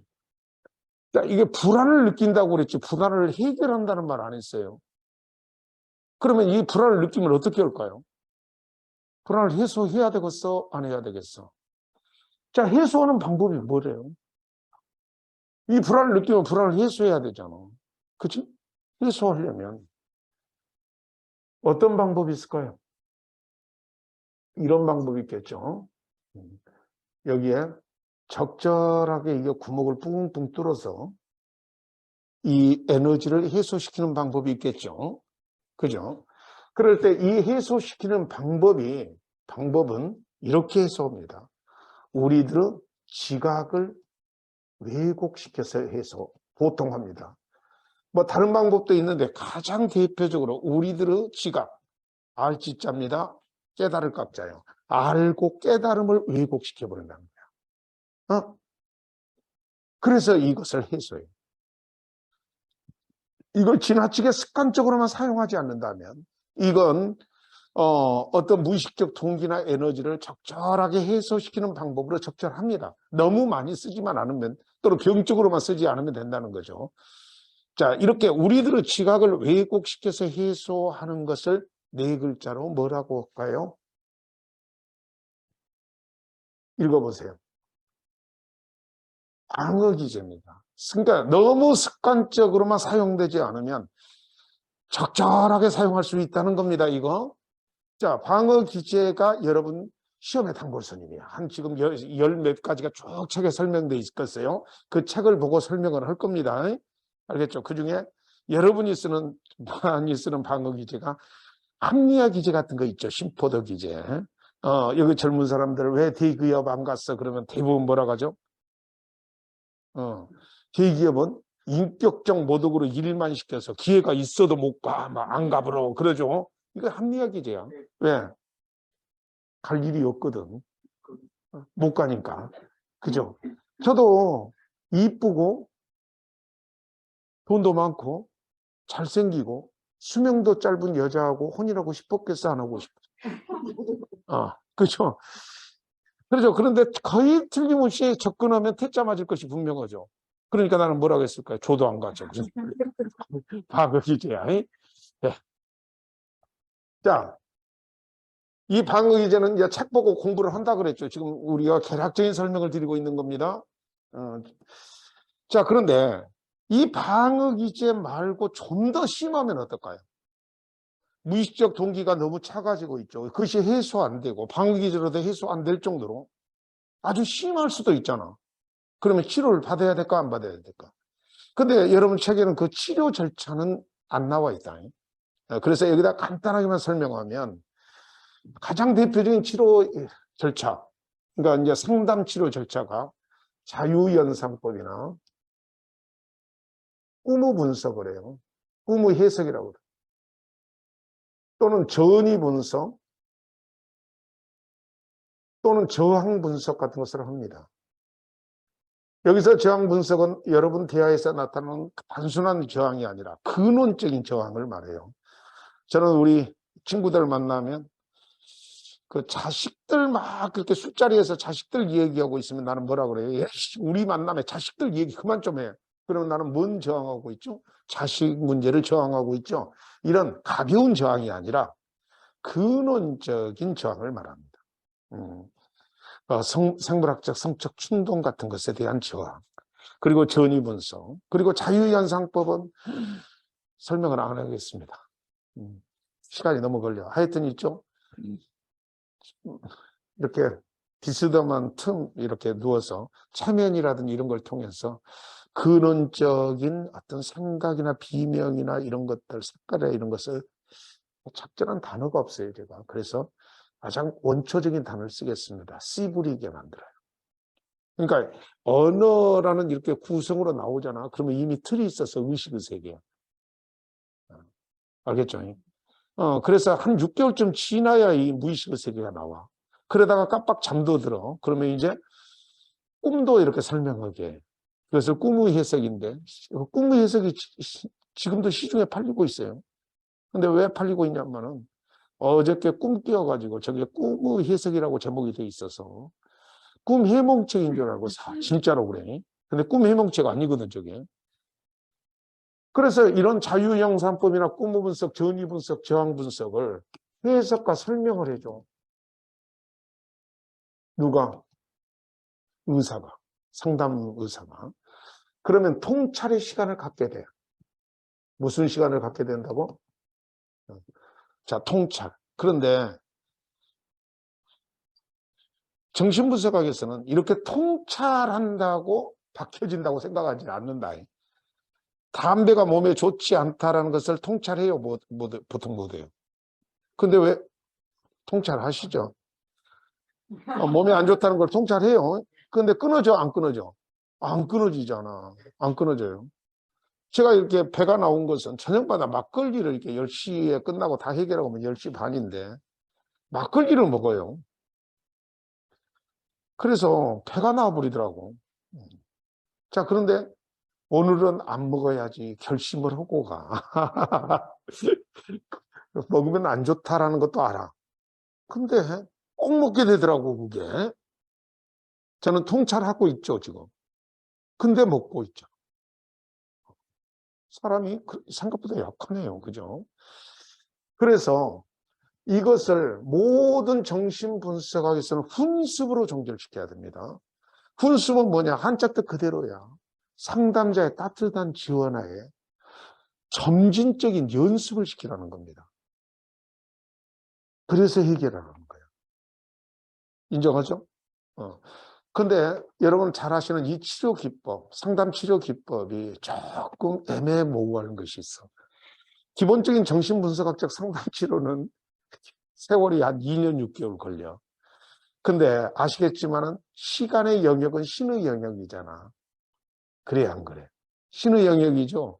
그래서 이게 상담의 효과로 나섰는지, 시간이 오래 걸려서 저절로 나섰는지 알 방법이 없어, 별로. 그럴까, 안 그럴까요? 이제 마지막 얘기를 하고 책을 중심으로 강의를 할 겁니다. 마지막 얘기를 하고. 자, 저를 한번 봐주십시오. 프로이트 전에는 인간을 어떻게 봤는가? 프로이트 전에는 인간은 이성과 합리의 존재로 봤습니다. 인간은 이성의 존재고 합리의 존재고, 그리고 아시겠지만은 신을 대표해서 인간의 이성을 강조할 필요가 있었죠. 그래서 너의 이성이 너의 이성을, 너의 이성이 너의 이성을 끊임없이 서로 계몽하면 인류는 끊임없이 발전만 있을 거라고 생각했습니다. 인간에 대한 막연한 기대가 있었습니다. 그런 이성주의, 계몽주의가 판을 치고 있을 때 19세기 질풍노도의 낭만 시대가 오고, 그리고 그 이성주의에 대해서 아주 엄청난 변화가 일어납니다. 그 중에 대표적인 사람, 찰스 다윈입니다. 인간이 저 원숭이로부터 진화됐지롱 하고 나오잖아. 자, 무너져, 안 무너져? 무너지죠. 두 번째는 칼 마르크스입니다. 너의 하부 구조가 상부 구조를 지배한다. 하부 구조가 물질의 세계, 욕구의 세계야. 상부 구조가 철학의 세계고, 이런 것들은 하부 구조가 상부 구조를 지배한다. 또 한 사람, 지그문트 프로이트는 인간의 90%, 인간답게 하는 그 본원적인 에너지가 욕구 덩어리라는 거야. 그죠? 지금 있죠. 현대에 와서 인간을 욕구 덩어리로 보지 않은 관점은 거의 없는 것 같아요. 기본은 욕구야. 욕구를 갖고 있다. 그죠? 가균직 씨라는 서울대 교수, 민법 교수가 자기 옛날 그 민법 책 머릿말에 이렇게 써졌더라니까. 인간은 욕구를 실현하기 위해서 살아가는 존재인데, 그 욕구가 자기 보존 욕구하고 종족 보존 욕구가 있다. 자기 보존 욕구의 무한 경쟁을 제한하기 위해서 법이 있는데, 그것이 물권법과 채권법이고, 종족 보존 욕구를 제한하기 위한 법이 친족법과 상속법이다. 이렇게 써졌더라고. 욕구 덩어리인 거 맞죠? 그래서 프로이트가 인간은 욕구의 중심, 욕구의 존재라고 딱 했더니, 그 이후의 학자들은요, 이제 자유롭게 욕구를 들여다볼 수 있게 됐죠. 그렇다고 좀 해줘. 그래서 욕구를 딱 진지하게 들여다봤더니, 프로이트가 그렇게 선언했기 때문에 쭉 봤더니 욕구가 위계가 있네. 메슬로우의 욕구 이계 이론도 등장. 이계가 아닌 것 같다. 태임도 되는 것 같다. 알더파의 ERG 이론도 등장하고. 아니야, 그 욕구 중에 가장 중요한 욕구가 성취동기일 것 같다. 그래서 맥클릴랜드 성취동기 이론도 등장합니다. 결론적으로 인간은 욕구 덩어리라고 선언했기 때문에 그 이후에 학자들이 자유를 느끼는 거 아니냐고. 그죠? 따라서 이것은 단순한 그냥 어떤 학자들의 단순한 주장이 아니라 이 프로이트의 이론은 진화적 발전이라고 봅니다. 저만 그렇게 생각을 하지는 않을 것 같아요. 그죠? 자, 이렇게 해서 프로이트의 개략적인 설명을 했는데, 더 깊은 내용이 설명될 때 그걸 받아들일 수 있는 그릇은 충분히 될 거라고 생각하고 책 중심으로 공부에 들어갑니다. 참고적으로 프로이트는 거의 반학기를 강의해야 되는 양이에요. 저는 그것을 1시간 반 만에 끝내버렸습니다. 그래갖고도 시험에 다 맞출 수 있을까요? 없을까요? 걱정하지 마세요. 있습니다. 믿습니까? 감사합니다. 자, 그러면 여기를 딱 하려고 했더니 벌써 시간이 많이 됐죠? 그러면 쉬고 합시다. 자, 프로이트의 정신분석 이론입니다. 교과서 7페이지입니다. 아까 칠판 설명을 먼저 드렸죠. 벌써 다 잊어버렸는가? 옆 사람한테 물어보실래요? 선생님은 기억나십니까? 하고. 자, 프로이트의 정신분석 이론입니다. 프로이트의 정신분석 이론은 인간 행동의 이해와 정신치료의 새로운 지평을 열었을 뿐만 아니라 사회복지 실천의 과학적 토대를 구축하는 데 기여를 했습니다. 그는 무의식의 세계를 분석하고자 하였으며 특히 심리적 동기인 성적 충동, 즉 리비도와 파괴적, 즉 공격적 충동이 개인의 심리적 기능에 미치는 영향에 몰두했습니다. 그의 이론은 개인의 심리적 갈등이 무의식의 동기에서 비롯된다는 것을 인식하도록 했습니다. 자, 무의식, 이드, 아까 그림 기억하죠?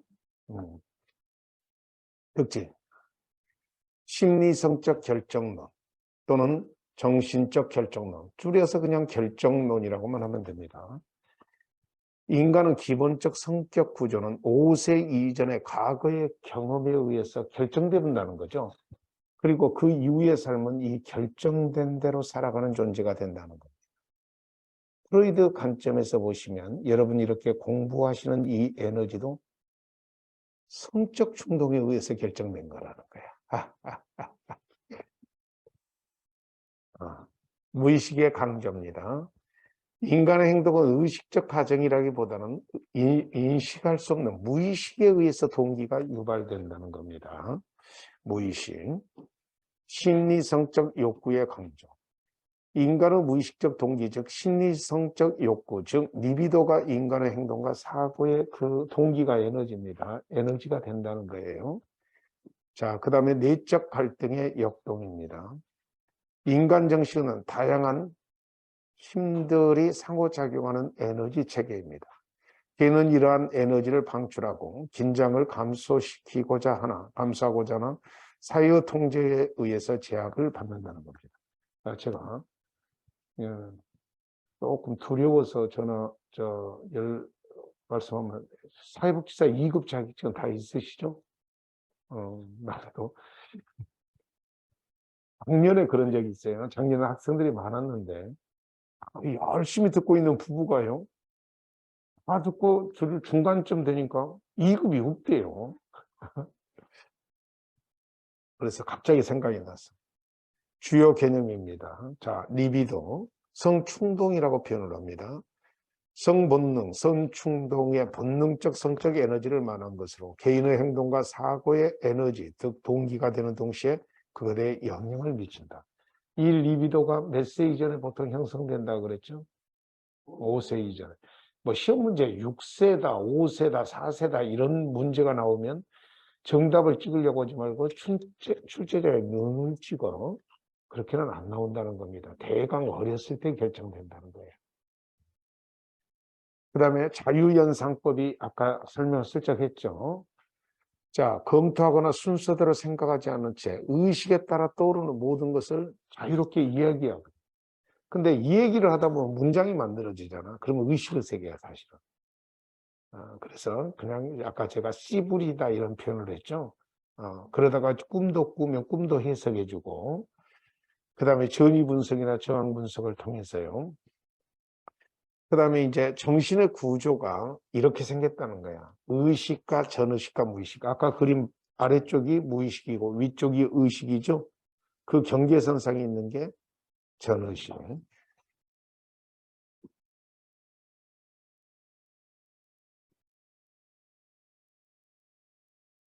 자, 의식. 어떤 순간에 우리가 알거나 느낄 수 있는 모든 감각과 경험으로 특정 시점에서 인식할 수 있는 모든 것이 의식입니다. 자, 그 다음에 무의식을 읽겠습니다. 욕구나 본능이 깊게 자리하고 있는 영역으로, 자, 무의식은 문자 그대로 의식이 안 되는 세계라는 뜻이죠. 그러니까 인식할 수 없고 직접적으로 확인할 수 없으나 의식적 사고의 행동을 전적으로 통제하는, 그러니까 이 무의식의 세계에서 결정된 대로 의식의 세계를 행동한다는 거예요. 그 경계선상에 있는 게 뭐야? 전의식. 의식과 무의식의 교랑 역할로서 현재는 의식하지 못하지만 조금만 노력하면 의식으로 가져올 수 있는 정신세계의 일부가 전의식이라는 겁니다. 자, 성격 구조는 이드 에고, 슈퍼 에고로 되어 있죠. 5세 이전에 그 욕구에 의해서 결정되는 그 에너지 덩어리가 원초합니다. 그래서 쾌락의 원리에 따라 작동된다. 쾌락 원리. 따라 작동되는 성격의 원초적 본능적 요소로서 에너지를 뜻해요. 그래서 행동에 힘을 부여하는 근원적인 생물학적 충동. 근데 식욕이나 성욕이나 이런 것들은 욕구죠. 식욕, 성욕을 합치면 뭐가 돼요? 욕구죠, 욕구. 욕구. 그리고 자아입니다. 현실의 원리에 따라 작동하는 성격의 의사결정 요소로서 즉각적인 만족을 추구하려는 원초아와 현실을 중지하는 성격적 실행자, 조정자의 역할을 합니다. 그래서 현재 일어나는 성적 충동을 즉각적으로 실행을 하면 안 되죠. 그래서 현실 세계에서 어떻게 실행할까 계획을 세우고 조정을 하는 역할을 하는 게 자아예요. 그런데 그것이 도덕률에 좀 맞추고 싶어요? 안 맞추고 싶어요? 그것이 뭐예요? 초자예요. 그래서 도덕의 원리에 따라 작동하는 개인의 내면 세계의 사회적 규준과 도덕성을 나타내는 요소로서 부모가 아이에게 전달하는 사회적 가치관이나 관심, 간섭, 양심과 자아 이상의 두 측면이 있는데 보통은 양심의 소리, 도덕률 이런 것과 관련이 있는 게 뭐예요? 초자라는 겁니다. 그래서 이 그림을 잘 봐봐요. 원초하죠, 이게. 이드. 이게 에고죠. 그죠? 슈퍼 에고도 여기에 있죠. 그래서 이렇게 갈등이 일어나는 것이 신경정적 불안. 이렇게 갈등이 일어나는 게 뭐라 그랬죠? 도덕적 불안 이렇게 공부했죠? 우리 했어. 기억이 안 날 때마다 옆 사람한테 물어봐. 선생님은 저거 기억하시냐고. 자, 그 다음에 이제 심리성적 발달 단계입니다. 자, 이거 제가 칠판 설명할 때는 이걸 일부러 뺐습니다. 자, 여기서는 중요해요. 자, 그러면서 요걸 공부할 때 나중에 이제 피아제라든지 에릭슨이라든지 비교해 가면서 암기를 해야 되거든. 아씨. 요것 알기도 힘드는데 비교까지 해야 된다. 그렇죠? 서로 위로해요. 서로. 위로 좀 해주세요. 겁나게 힘들어. 모든 객관식은 두 원칙이 있습니다. 정리되지 않은 지식은 지식이 아니고 두 번째 비교되지 않은 지식은 지식이 아닙니다. 그래서 여러분 이것을 이제 기억을 하고 이것과 끊임없이 다른 어떤 단계하고도 비교를 해줘야 돼, 안 해줘야 돼? 그래요. 일단은 1단계입니다. 요거 기억을 해야 돼. 자, 구강기 하면 입으로 느낀다는 거죠, 리비도를. 자, 프로이트는 리비도를 느끼는 그 위치에 따라서 보통 나눴어요. 그래서 0 내지 1세입니다. 그러니까 0은 빼고 생각하면 돼요. 1세 이하에서 보통 느끼는 게 구강기입니다. 이런 것 있다 보면요. 프로이트가 깜짝깜짝 놀라게 하는 게 많아요. 확실히 얘들 1살 이전에 입으로 다 갖고 들어가요, 안 들어가요? 다 갖고 들어가. 거기로 느끼니까 그래. 그래서 아동은 구강기, 전기의 빨기, 삼키기의 일종의 자의적 쾌락을 느낍니다. 자, 구강기 이후에는 이유에 대한 욕구 불만에서 어머니에 대한 최초의 양가 감정 같은 것을 경험한다고 합니다. 자, 양가 감정은 유행과 가락을 생각하면 돼요. 사랑하면서 미워하죠. 뭐라고? 양가 감정은 좋아하면서 싫어하는 거, 사랑하면서 미워. 사랑하기 때문에 미워한다. 무슨 노래 같다. 그죠? 그런 게 양가 감정이에요. 여러분, 이때쯤 되면 엄마에 대해서 굉장히 불만도 표시하고 푹 안기고도 싶어 하고 그런 모습들이 있어요, 없어요? 이게 양가 감정.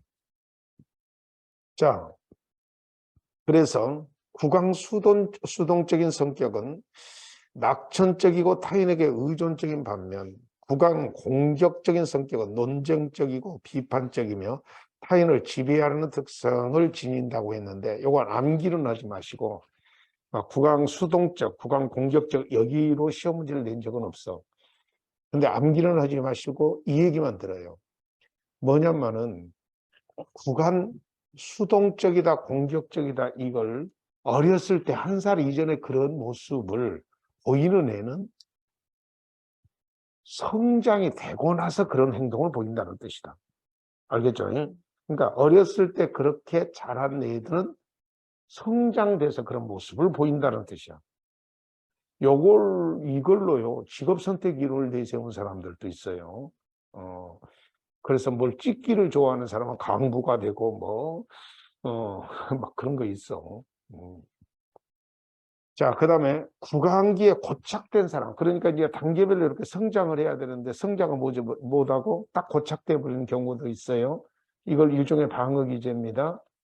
그 고착된 사람은 어렸을 때 그렇게 고착된 사람은 성장했어도 그게 고착됐으니까 손가락 빨기, 손톱 물어뜯기, 음주와 흡연 믿을 수가 없습니다. 자, 수다 떨기 등 자, 구강 만족을 위한 습관적 행동을 나타내 보일 수가 있습니다. 반면 이 시기에 욕구 충족이 적절히 이루어진 사람은 자신감 있고 간대하며 외부 세계에 대해서 신뢰감을 가지는 안정된 성격을 형성합니다. 자, 여기서 꼭 기억하실 것은 구강기는 1세쯤이요. 1세 전까지요. 그리고 성적 충동을 뭘로 느낀다? 입으로 느낀다. 거기까지만 알면 돼요. 아시겠습니까? 그 다음에 이제 항문기입니다. 자, 이 배변 운동을 한다는 겁니다. 이때. 자, 무슨 운동? 오줌 가리고 똥 가리고 이때가 배변 운동이에요. 자, 일반적으로 대변을 먼저 가리고 그 다음에 이제 소변은 나중에 가리죠. 그래. 그런다고. 그런데 이 배변 훈련을 통해 사회의 기대에 직면하게 됩니다. 이때 배변 훈련을 조급하거나 억압적으로 시키면 성인이 되어서도 항문에 고착 현상이 일어난대요. 그래서 이제 믿을 수 없는 얘기가 이 니은번에 또 나옵니다. 항문 공격적, 폭발적 성격은 파괴적이고 강한 소유욕을 보이게 되며 항문 보유적 성격은 결벽증, 인색함, 암벽주의 성향을 보이게 되는데 시험에 나온 예는 없어요. 그리고 제가 그랬죠. 프로이트를 깊이 있게 공부하면 프로이트 또 그 증손녀 뭐 이렇게 해가지고요. 연구 자료가 너무 많아. 그래서 이런 내용이 있어요. 그러나 이걸 입증하기는 그렇게 쉽지 않을 겁니다. 그렇죠? 이 시기에 욕구 충족이 적절히 이루어진 사람은 독립적이고 자기주장적이며 타인과의 관계에서도 협력적인 성격을 형성한다. 그러면 이제 두 번째 1 내지 3세 때가 뭐예요? 항문기다. 자, 배변 훈련을 통해서 성적 리비도를 형성하는 시기입니다. 자, 그리고 아직까지는 이제 이 시기에 이제 뭐 대변용 기저귀를 차고 있다가 그것이 풀려지면서 오줌 이제 가리고 그런 시기입니다. 그러다가 우리 어른들이 참 애들을 잘 키운 것 같아요. 이때가 이제 남근기인데요. 3 내지 6세입니다. 그럴 때 지금은 그렇게 안 키웁니다만은 저 때쯤 되면 그냥 남자애들은 그냥 거기를 딱 터가지고 고추 따먹게 시키고 막 그랬죠. 지금은 성희롱입니다만은 이게 남근기예요. 그래서 아동이 이성 부모에게 관심을 갖는 시기입니다. 아동이 뭐에 관심을 갖는다고? 그러니까 남아는 엄마한테, 여아는 남아한테. 그래서 남아는 오디푸스 컴플렉스, 여아는 일렉트라 컴플렉스를 경험하게 됩니다. 자, 여기까지만 먼저 설명을 할게요. 자, 오디푸스 컴플렉스, 일렉트라 컴플렉스를 먼저 성을 바꾸지 않고 기억을 해놔야 돼요. 알겠습니까? 그래서 남아가 엄마를 좋아하는 구조가 오디푸스 컴플렉스고 여아가 아빠를 좋아하는 스타일을 뭐라고요? 일렉트라 컴플렉스라고 합니다. 자, 이것은 그리스 신화에서 나온 얘기죠. 그리스 신화에서. 자, 소위 오디푸스 컴플렉스는 남아가 결론적으로 아들이 엄마와 혼인하는 그런 그리스 신화가 있어요. 그것을 오디푸스 컴플렉스라고 해요. 그리고 일렉트라 컴플렉스는 아시겠지만 아버지의 복수를 딸이 하는 구조입니다. 그래서 그 그리스 신화에서 나오는 겁니다. 그래서 이걸 일종의 컴플렉스라고 하고, 이때 남아는 무슨 불안을 경험한다는 거죠? 거세 불안을 경험하고 여아는 낭근 선망을 경험한다고 하는데, 자, 옆에다가 우리 여자분들만 살짝 써보세요. 믿을 수 없는디? 네. 자, 이론이니까 그냥 끄떡끄떡 해주시면 됩니다. 알겠죠? 자, 참고적으로 이 거세 불안 때문에 뭐 동일시 이론이 등장하고 그렇다고 그래요. 그래서 흉내 내려는 모습들이 등장하고 그렇다고 합니다. 자, 아동은 자신을 부모와 동일시함으로써 적절한 역할을 습득하여 양심이나 자아 이상을 발달시켜 나가며 이를 통해서 초자아가 성립된다고 합니다. 그러니까 초자아는 어른이 돼서 비로소 갖는 게 아니라 어렸을 때 부모를 보고 학습된 것을 말하는 겁니다. 알겠어요? 자, 이 남근기가 넘고 나면 잠복기에 들어가는데요. 이 잠복기, 대표적으로 학령기죠, 지금. 그죠? 이 학령기, 잠복기에 할 일이 많아서 그런지 성적이나 이런 것들로서는 발달이 정지되어 있는 시기예요. 그 똘똘해지기만 하고 언어가 발달하고 영리해지기만 하는 시간이에요. 그래서 다른 단계에 비해서 평온한 시기로 성적 욕구가 억압되어 성적 충동이 잠재되어 있어. 대신 이때 있죠. 부모로 잠못 먹을 정도로 굉장히 똑똑해져요, 얘들이. 그래서 지적 탐색이 활발하게 이루어지며 지적 활동의 에너지가 중심이 되니까 이제 언어도 막 비약적으로 발달하고 물어보는 말에 부모가 대답을 다 못해요. 그런 거 같죠? 아주 똑똑해지는 시기예요, 얘들이. 대신 성적 에너지는 낮아져, 대신. 그래서 리비도는 친구에게로 향하며, 자, 동일시의 대상도 누가 된다는 거예요? 친구. 그러면 무슨 집단이 중요하게 된다는 거 이제 엘릭슨이나 이럴 때 피아제 공부를 하다 보면 나오겠죠. 또래 집단이 중요하게 된다, 이렇게. 자, 그 다음에 이제 생식기. 그 유명한 질풍노도의 시대네요. 그죠? 바로 청소년기가 되죠. 다른 쪽에서는 청소년기라고 표현을 합니다. 에릭슨은. 알겠죠? 여기는 그냥 생식기라고 표현되어 있습니다. 무슨 시대? 질풍노도의 시대. 그래서 잠복되었던 성적 에너지가 무의식의 세계로 나오게 됩니다. 그래서 손발이 쭉쭉 늘어나요. 그래서 신체적, 생리적 능력 역시 갖추는 시기로 2차 성징이 발현됩니다. 그리고 이때 2차 성징이 발현된과 동시에 2차 성장 급등기라고 그래요. 그러니까 굉장히 빨리 큰다는 거죠. 그러면 1차 성장 급등기는 여러분 잘 아시는 영악입니다. 2세까지예요. 0세부터. 그때는 진짜 비 맞은 호박처럼 커. 그죠? 자, 등 사춘기의 변화를 경험합니다. 리비도는 또 또래의 이성 친구로 옮겨가게 되면서 이성에 대한 관심과 호기심이 높아집니다. 자, 이 시대를 빨리 다시 한번 해봅니다. 자, 구강기가 1살까지죠. 성적 중독을 입으로 느끼는 것. 학문기가 1세부터 3세죠. 이 반대 어디가 있어? 그러니까 이거 반대야. 그 다음에 이 반대에 또 반대가 남근기죠. 그렇죠. 자, 그 다음에 이제 잠복. 온집업으로 쓰니까 잠복돼요. 자, 그리고 생식기 이런 순서로 됩니다. 오디푸스 컴플렉스하고 일렉트라 컴플렉스는 앞줄만 공부해요. 남아가 어머니를 성적으로 사랑하게 되면서 여기까지만. 이게 뭐라고요? 여아가 아버지를 성적으로 사랑에 빠지고 이게 일렉트라 컴플렉스입니다. 사람이 객관식 틀리려면 콩커풀이 끼어요. 바뀌어버리는 경우도 있을까 없을까 머릿속에서. 있어요. 출제자들은 몇 개 있죠. 그런 것들을 공격적으로 나옵니다. 자, 불안입니다. 아까 얘기했어요. 이드가 에고나 슈퍼에고를 공격에 들어갈 때 이 자, 즉 에고는 무언가 하지 않으면 안 되는 긴장 상태에 돌입하게 된다 그랬죠. 그 긴장 상태의 이름을 두 글자로 뭐라 그래? 불안. 어?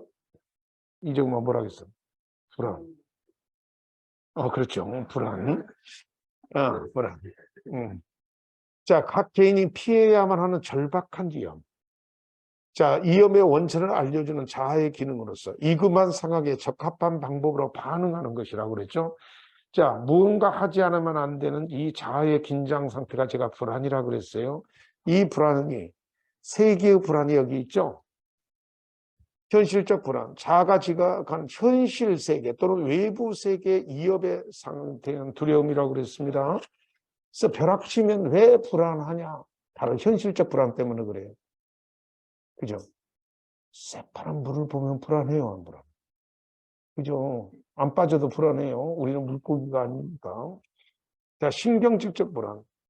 원초의 충동이 의식될지도 모른다는 위협 때문에 그런데 의식될지도 그러면 뭐죠, 이게? 자아죠. 이쪽은 뭐요? 원초하죠. 그러면 이 두 개가 갈등이 일어났다는 뜻이죠. 그죠? 그래서 원초와 자아의 갈등 때문에 느끼는 두려움이 바로 뭐예요? 신경질적 불안. 그럼 똑같이 도덕적 불안은 원초와 뭐예요? 초자아 간의 갈등이라고 써져 있죠. 근데 초자아가 뭐죠? 양심의 소리, 도덕률을 말하는 거잖아. 이것 때문에 느끼는 두려움, 이것이 도덕적 불안인데 주관식은 이걸 쓰셔야 돼요. 근데 여러분 시험은 주관식이 아니잖아. 자, 고마우신 출제자님들을 위해서 잠시 묵념의 시간을 갖도록 합시다. 그죠? 찍으면 되잖아요. 그래서 익히면 돼요. 이제 방어 기제를 합시다. 자, 무언가 하지 않으면 안 되는 긴장 상태. 그러면 무언가를 해야 되잖아. 그럴 때 그 하는 행동은 대부분 우리들의 지각을 왜곡시켜서 하는 겁니다. 그렇죠? 너무 습관적으로만 사용하지 않으면 괜찮다고 그랬죠. 그래서 자아를 보호하기 위한 무의식적 과정이 방어 기제예요. 뭘 보호하기 위한? 갈등과 불안에 대처하기 위해서 자아가 사용되는 심리적 기제입니다. 한 번에 한 가지 이상, 그러니까 중복한 기제를 사용하기도 해요. 중복 기제를 한꺼번에 쓰기도 한다는 겁니다. 여러 번 사용할 경우 심리적 문제를 일으킬 수 있다. 꼭 일으킨다는 말은 아니야. 일으킬 수 있다. 의존명사 수가 들어가 있어. 그러면 어떻게 되면 이게 너무 많이 사용하는 거냐? 방어 기제는. 정상성과 병리성의 판단 기준은 그 방어 기제로부터 철회 가능성, 균형성, 강도 및 연령의 적절성 이런 것들이 그러니까 철회 가능성 없이 그냥 계속 사용한다든지 그 다음에 균형이나 강도 및 연령의 적절성하고 상관없이 너무 쉽게 막 사용하면 이건 병리적으로 많이 사용하는 거고 그 정도로까지만 아니라면 괜찮다라는 거야. 아시겠습니까? 이론을 정립한 사람이 안나 프로이트, 이거 중손년각일 겁니다. 손년과 손녀인각일 거예요. 집안 괜찮죠? 집안이 괜찮아져. 실패나 죄책감, 박탈 등을 줄이고 자존감을 유지하려고 하는 것입니다. 자, 그러면 방어 기제 해가지고 겁나게 많이 나와버렸네, 시험에. 그죠? 와, 그죠? 그죠? 그래서 이걸요, 최소한 어느 수준은 돼야 돼요. 객관식 찍어서 정답이 될 정도는 찍어야 돼요. 그래서 이게 만만치 않습니다. 그래서 집에 가서 심심하시면 방어 기제 한 번씩 더 읽어보세요. 지금은 복습을 할 때입니다. 지금 시험이 가까이 오니까 복습을 할 때예요. 억압입니다. 제의식이나 괴로운 경험, 수치스러운 생각을 의식에서 무의식의 세계로 밀어넣는 것으로 선택적 망각을 의미합니다. 자신의 애인을 빼앗아 결혼한 친구의 얼굴을 기억 안 나는 것 같은 것이 억압입니다. 자, 이거 보세요. 제가 제스처로 설명할게요. 무의식의 세계에서 느끼는 욕구나 이런 것이 올 때 이 의식의 세계에서 그 무의식의 어떤 그 세계에서 올라오는 그 욕구를 다시 무의식의 세계로 밀어넣어버리는 것을 억압이라고. 알겠어요? 저도 팔로 차봐. 밀어넣는 거야. 자, 이게서 일종의 선택적 망각 상태를 만들어내는 겁니다. 무의식의 세계로 들어가 버리면 어떨까요? 의식이 안 되죠. 그러니까 잊어버리는 거. 부인 또는 부정입니다. 의식화 되는 것을 감당하기 어려운 고통이나 욕구를 무의식적으로 부정하는 겁니다. 예컨대 애인이 교통사고로 사망했음에도 불구하고 그의 죽음을 인정하지 않은 채 여행을 떠나는 것이라고 주장하는 것입니다. 자, 설명을 드릴게요. 사람한테는 이 부인 내지 부정이요. 부인 내지 부정이 지능이 좀 떨어지는 친구들한테 나타나고 동물은 굉장히 영리한 동물한테만 나타납니다. 그래서 부모가 돌아가셨는데 어머니가 돌아가셨는데 안 죽고 잔다고 이불 덮어놓고 한 달, 두 달 계속 있어버린 경우도 있죠. 그럴 때 보통 지능이 좀 떨어지는 사람들한테 이 부인 부정 현상이다. 자, 그런데 동물들도 더 처참하게 일어나죠. 그 원숭이가 죽은 새끼를 계속 보듬고 막 팔다리가 떨어질 때까지 가슴에 품고 다니는 경우도 본 적이 있어요, 없어요? 이것도 부인 부정입니다. 자, 가장 많이 쓰는 것이 합리화 기제. 심포도 기제라고 그래요. 뭐라고 더 한다고? 이소무화에서 나오는 심포도요. 그래서 현실에 더 이상 실망을 느끼지 않기 위해서 정당하지 못한 자신의 행동을 그럴듯한 이유를 붙이기 위해서 자신의 말이나 행동을 정당화시켜버립니다. 정당은 합리화죠. 여우가 먹음직스러운 포도를 발견했어. 그래서 먹고자 하는 욕구가 생겼어. 근데 손을 올렸더니 안 닫아. 어떻게 해서도 못 먹겠어. 그랬더니 어떻게 그 먹고 싶은 욕구를 해결했어요? 먹을 수 없는 상황을 처했을 때 저 포도, 신포도라서 줘도 안 먹는다고 나온다니까. 여러분이 그렇죠, 지금. 그죠? 이게 신포도 기제라고 돼요. 그래서 뭐라고도 한다고? 신포도. 그리고 이런 질문은 안 받습니다. 어떤 분이 목소리 쫙 내리깔고 여우가 포도 먹어요? 하고 질문했어요. 자, 그래서 그때 처음 알았어요. 여우가 포도 안 먹는다는 거예요. 근데 여기하고는 상관이 없는 거다.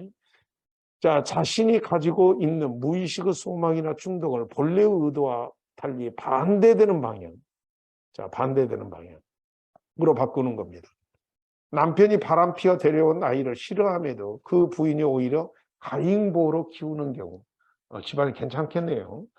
자, 좀 쉬운 예로 들어드립니다. 이건 조금 더 수준이 높아서 도덕률이 굉장히 높아야 견딜 수 있는 거니까.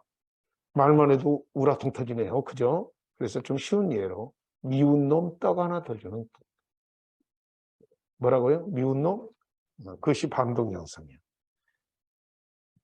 자, 그 다음에 이제 투사. 여러분들의 부부싸움이 거의 투사예요. 그래서 사회적으로 인정받을 수 없는 자신의 행동과 생각을 마치 다른 사람의 것인 양 생각하고 남을 탓해. 그래서 어떤 일이 잘못된 결과에 대해서 상사나 아랫사람에게 그 책임을 전가시키는 경우 같은 것이 투사입니다. 알겠죠? 부부싸움은 뭐 된다고요? 투사예요. 투사예요. 그래서 자, 여러분 남편이 미워 죽겠고 그냥 막 뒤지게 두드려 패고 싶죠. 그죠? 근데 그렇게 하고 싶다고 말을 하나요? 대부분? 대부분 어떻게 해요? 남편이 나한테 그러한 행동, 그렇게 화를 내고 하기 때문에 어쩔 수 없이 방어적으로 싸운다고 나오잖아요. 다들 그렇지 않나? 우리 집만 그러나? 이런 걸 투사라고 해요. 배행입니다. 자, 여러분 애들 키워보면 알죠? 둘째 애를 키웠더니 첫째 애가 다시 치매에 걸리는 경우도 있어, 없어? 있어. 자, 생애 초기에 성공적으로 사용했던 생각이나 감정, 행동에 의지하여 자기 자신의 불안이나 위협을 해소하려는 겁니다. 대소변을 잘 가리던 아이가 동생이 태어나자 밤에 그냥 오줌을 싸버려. 치매에 걸려버린다니까. 이런 것이 일종의 퇴행입니다. 퇴행. 그 다음에 전치 또는 치환 이렇게 표현을 합니다. 전치 또는 치환. 전위라고도 쓰는 사람들도 있어요.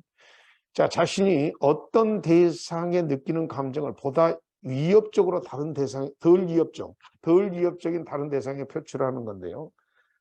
자, 종로에서 뺨 맞고 한강에서 눈 흘긴다. 이걸로 설명이 다 된 겁니다. 그죠? 이런 거 많이, 직장에서 스트레스 받아가지고 집에 와서 화풀이 하는 사람 있잖아요. 근데 이 전치 내지 치안이 시험에 이제 자주 나올 수밖에 없는 게요. 사람들이 이 방어 기제에 대해서 서로가 인정을 해줘. 어느 정도 인정을 해줘? 갑자기 화를 확 냈어. 그랬더니 너 왜 갑자기 화를 내냐? 그럴 때 변명거리로 써. 그죠? 내가 내 직장에서 내가 조금 너무 스트레스 받는 일이 있어서 내가 순간적으로 나한테 화풀이 했는데 미안하다. 이거 치안했다는 거죠? 그래, 안 그래?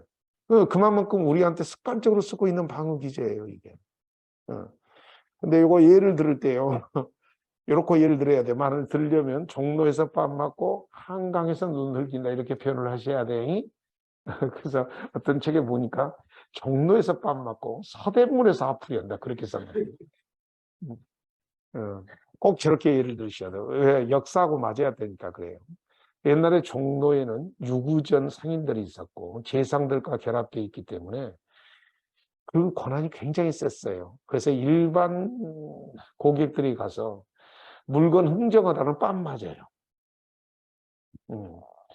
알겠죠? 그런데 알겠지만은 한강에는 난전상인들이 있었습니다. 난장판의 어원이 난전상인이에요.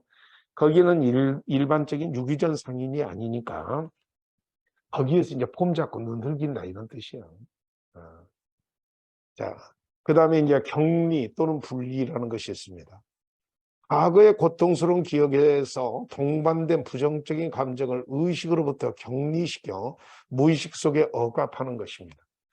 직장 상사와 심하게 다툰 직원이 자신의 상사 살해 감정을 무의식 속으로 격리시킨 채 업무에 있어서 잘못된 것이 없는지 강박적으로 서를 반복하여 확인하는 경우 같은 것이 분리입니다. 시험에는 잘 안 나올 겁니다. 보상입니다.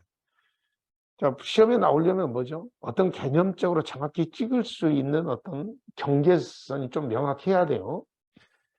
자, 보상. 어떤 분야에서 탁월하게 능력을 발휘하여 인정받음으로써 다른 분야의 실패나 약점을 보충하여 자존심을 고양시키는 것인데, 작은 고추가 맵다 이런 뜻인데 저를 너무 쳐다보지 마세요. 대치입니다. 받아들일 수 없는 욕구나 충동 에너지를 원래의 목표에서 대용 목표로 전환시킴으로써 긴장을 해소하는 것인데, 꽁 대신 닭 이런 것이죠. 어느 고기가 더 맛있어요? 안 드셔봤죠? 꽁고기가 진짜 맛있습니다. 기회가 있으면 드세요. 승화입니다. 자, 승화. 제가 좀 동그라미 쳐놓은 것을 좀 기억을 해 주시는 게 좋아요. 앞쪽은 거의 다 동그라미 됐다고 생각하세요. 알겠죠? 그리고 이제 승화인데, 정서적 긴장이나 원시적 에너지의 투입을 사회적으로 인정될 수 있는 행동으로 표출되는 겁니다. 예컨대 예술가가 자신의 성적 욕망을 뭘로? 자, 에로틱 예술로 승화할 수도 있죠. 알겠죠? 이게 승화인데, 왜 이 부분이 중요하냐면, 정신분석학을 바탕으로 하는 직업 선택 이론 같은 데서는 결론적으로 욕구실을 위해서 직업을 선택한다고 봐요. 그러면 일종의 뭐죠? 성인기의 직업을 선택하는 것도 일종의 욕구실을 인하면 이것이 다 승화의 모습이 되죠. 그죠? 그래서 결론적으로 여러분의 진로 선택 속에는 5세 이전에 가졌던 욕구가 실현된 거라는 거야. 그럴 수도 있겠죠. 그렇게 보는 사람들, 학자들도 있어요. 하하하. 자, 그 다음에 전환입니다. 전환이야. 자, 심리적인 갈등이 신체적 감각이나 수위근계통의 증상으로 바꾸어 표출되는 겁니다. 근데 글쓰기에 심한 갈등을 느꼈어. 그러면 소설가에게서 팔이 마비되는 현상이 일어나죠. 그죠? 신체합니다. 자, 심리적인 불안이나 스트레스가 신체 감각이나 수위, 계통, 이해의 증상으로 표출되는 것인데 사촌이 땅을 싸면 진짜 배가 아파야 돼. 알겠습니까? 그러니까 마음적으로 배가 아픈 게 아니라 진짜 배가 아프면 일종의 뭐죠? 신체합니다. 자, 우리 성인 남성들의 유일한 즐거움은 남 잘 되는 것 보고 즐겁습니까? 좀 못 되는 것 보고 즐겁습니까? 맞췄어. 못 돼. 동일시. 자기가 좋아하거나 존경하는 대상과 자기 자신 또는 그 외의 대상을 같은 것으로 인식하는 건데요. 일종의 뭐 흉내내는 거예요? BTS 흉내내는 겁니다. 이게 독일시예요. 그래서 자신이 좋아하는 연예인의 옷차림을 따라하는 거. 여자분들 나타나요? 안 나타나요? 나타납니다. 예, 그래서 드라마에서 머리핀 하나 멋지게 해갖고 오면 다 머리핀을 것은 취소입니다. 자신의 공격적 욕구나 충동으로 벌인 일을 무효화함으로써 죄의식이나 불안 감정에서 벗어나고자 하는 것입니다. 자, 전날 부부싸움 끝에 아내를 부탄 남편이 퇴근 시에 장미꽃 한 다발을 아내에게 선물했다. 약 올리는 거죠. 취소입니다. 자, 상한입니다. 무의식적 죄책감으로 인해 마음의 부담을 줄이기 위해서 일종의 배상행위를 하는 것입니다. 그래서 자신의 반평생을 돈벌이를 위해 살았던 사람이 자신이 모은 돈을 자선사업 같은 데 기부할 수도 있겠죠. 이것도 방어기제라는 거예요. 이쪽. 그러니까 프로이드 입장에서 보면 좋고 나쁘고가 없어. 인간에 대한 좋은 어떤 기대감을 안 갖고 있다니까. 그래서 괜히 읽었다는 생각 안 들어요. 진짜로 있죠. 돈 모아가지고 장학재단에 기부한 그것이 너 방어기제 좀 상한이구나. 그죠? 기분이 좀 이상하네요. 해리 시험에 나온 적이 있어요. 자, 괴로움이나 갈등 상태에 놓인 인격의 일부를 다른 부분과 분리해버린다는 거죠. 그래서 지킬 박사 하이드처럼 이중으로 이렇게 분리된 인격이 나올 수 있다. 이게 해리예요. 해리 상태가 계속되면 정신적으로 병이 있는 겁니다. 그것 외에도 여러분, 방어기제가 이것으로 끝날까요? 시꺼멓게 많을까요? 겁나게 많아, 방어기제가. 자, 그래서 이 방어기제 중에 조금씩죠. 제가 볼 때 좀 중요하다고 생각하는 방어기제를 다시 한번 동그라미 치겠습니다. 그래서 선별적으로 정 안 되면 요거라도 좀 하자는 거죠. 억압, 자, 앞쪽은 다 중요해요. 부인, 합리화, 반동영성. 객관식 찍을 정도는 다 돼야 됩니다. 그 다음에 투사, 대행, 그리고 여기는 안 써졌는데 고착이라는 것도 있어요. 뭣도 있다고요? 그 고착이 뭐냐면은 공주병이 고착이다. 그러니까 보통 한 12살 전후에 애들이 공주병이 나타나죠. 근데 성장이 다 돼가지고도 그 공주병이 그대로 나타나는 사람이 있어, 없어? 내가 어디 가서 했더니 나이가 뭐 50대가 된 여자가 가시 발라줘야 밥을 먹니, 뭐 생선을 먹니, 그런 고착된 거죠. 저도 고착이 좀 있어요. 제 친구들이 있죠. 애기들 손자 데리고 와서 작은 할아버지 왔다고 막 하면 나는 질세 그러거든요. 나 그러기 싫어. 절대로 할아버지 되기 싫어요. 그죠? 일종의 뭐 하고 있는 거죠? 고착. 자, 그 다음에 이제 전치치환도 시험에 단골 스님으로 나옵니다. 자, 그 다음에 승화도 알아두셔야 돼요. 승화. 그 다음에 신체화라는 감각도 좀 느끼죠. 그죠? 그래서 어떻게 나타나 본다는 거죠? 어떤 신체적인 어떤 증상으로 실제로 나타나는 것이 신체화요. 그 다음에 동일시는 꼭 알고 계셔야 됩니다. 그리고 마지막으로 해리를 알고 계시죠. 동그라미 쳐놓게 다 쳐버렸네. 암기한다면 상당히 우리한테 힘들 겁니다. 자, 다른 쪽 시험에서는 프로이트의 방어기제, 프로이트 방어기제 5개를 아무거나 쓰고 설명하시오. 이런 스타일로 주관식을 내거든요. 그러면 상당히 깝깝해져 버리죠. 5개는 자신 있게 쓸 수 있게 암기를 해놔야 되잖아요. 근데 여러분은 범위는 높더라도 객관식이니까 잘 생각해서 그 제목에서 추론해서 사실은 국어적 제목, 이 제목이 모든 문제를 풀게 하는 맞는 기적 성격이 있거든요. 이것을 풀어서 할 수 있게 되어야 됩니다.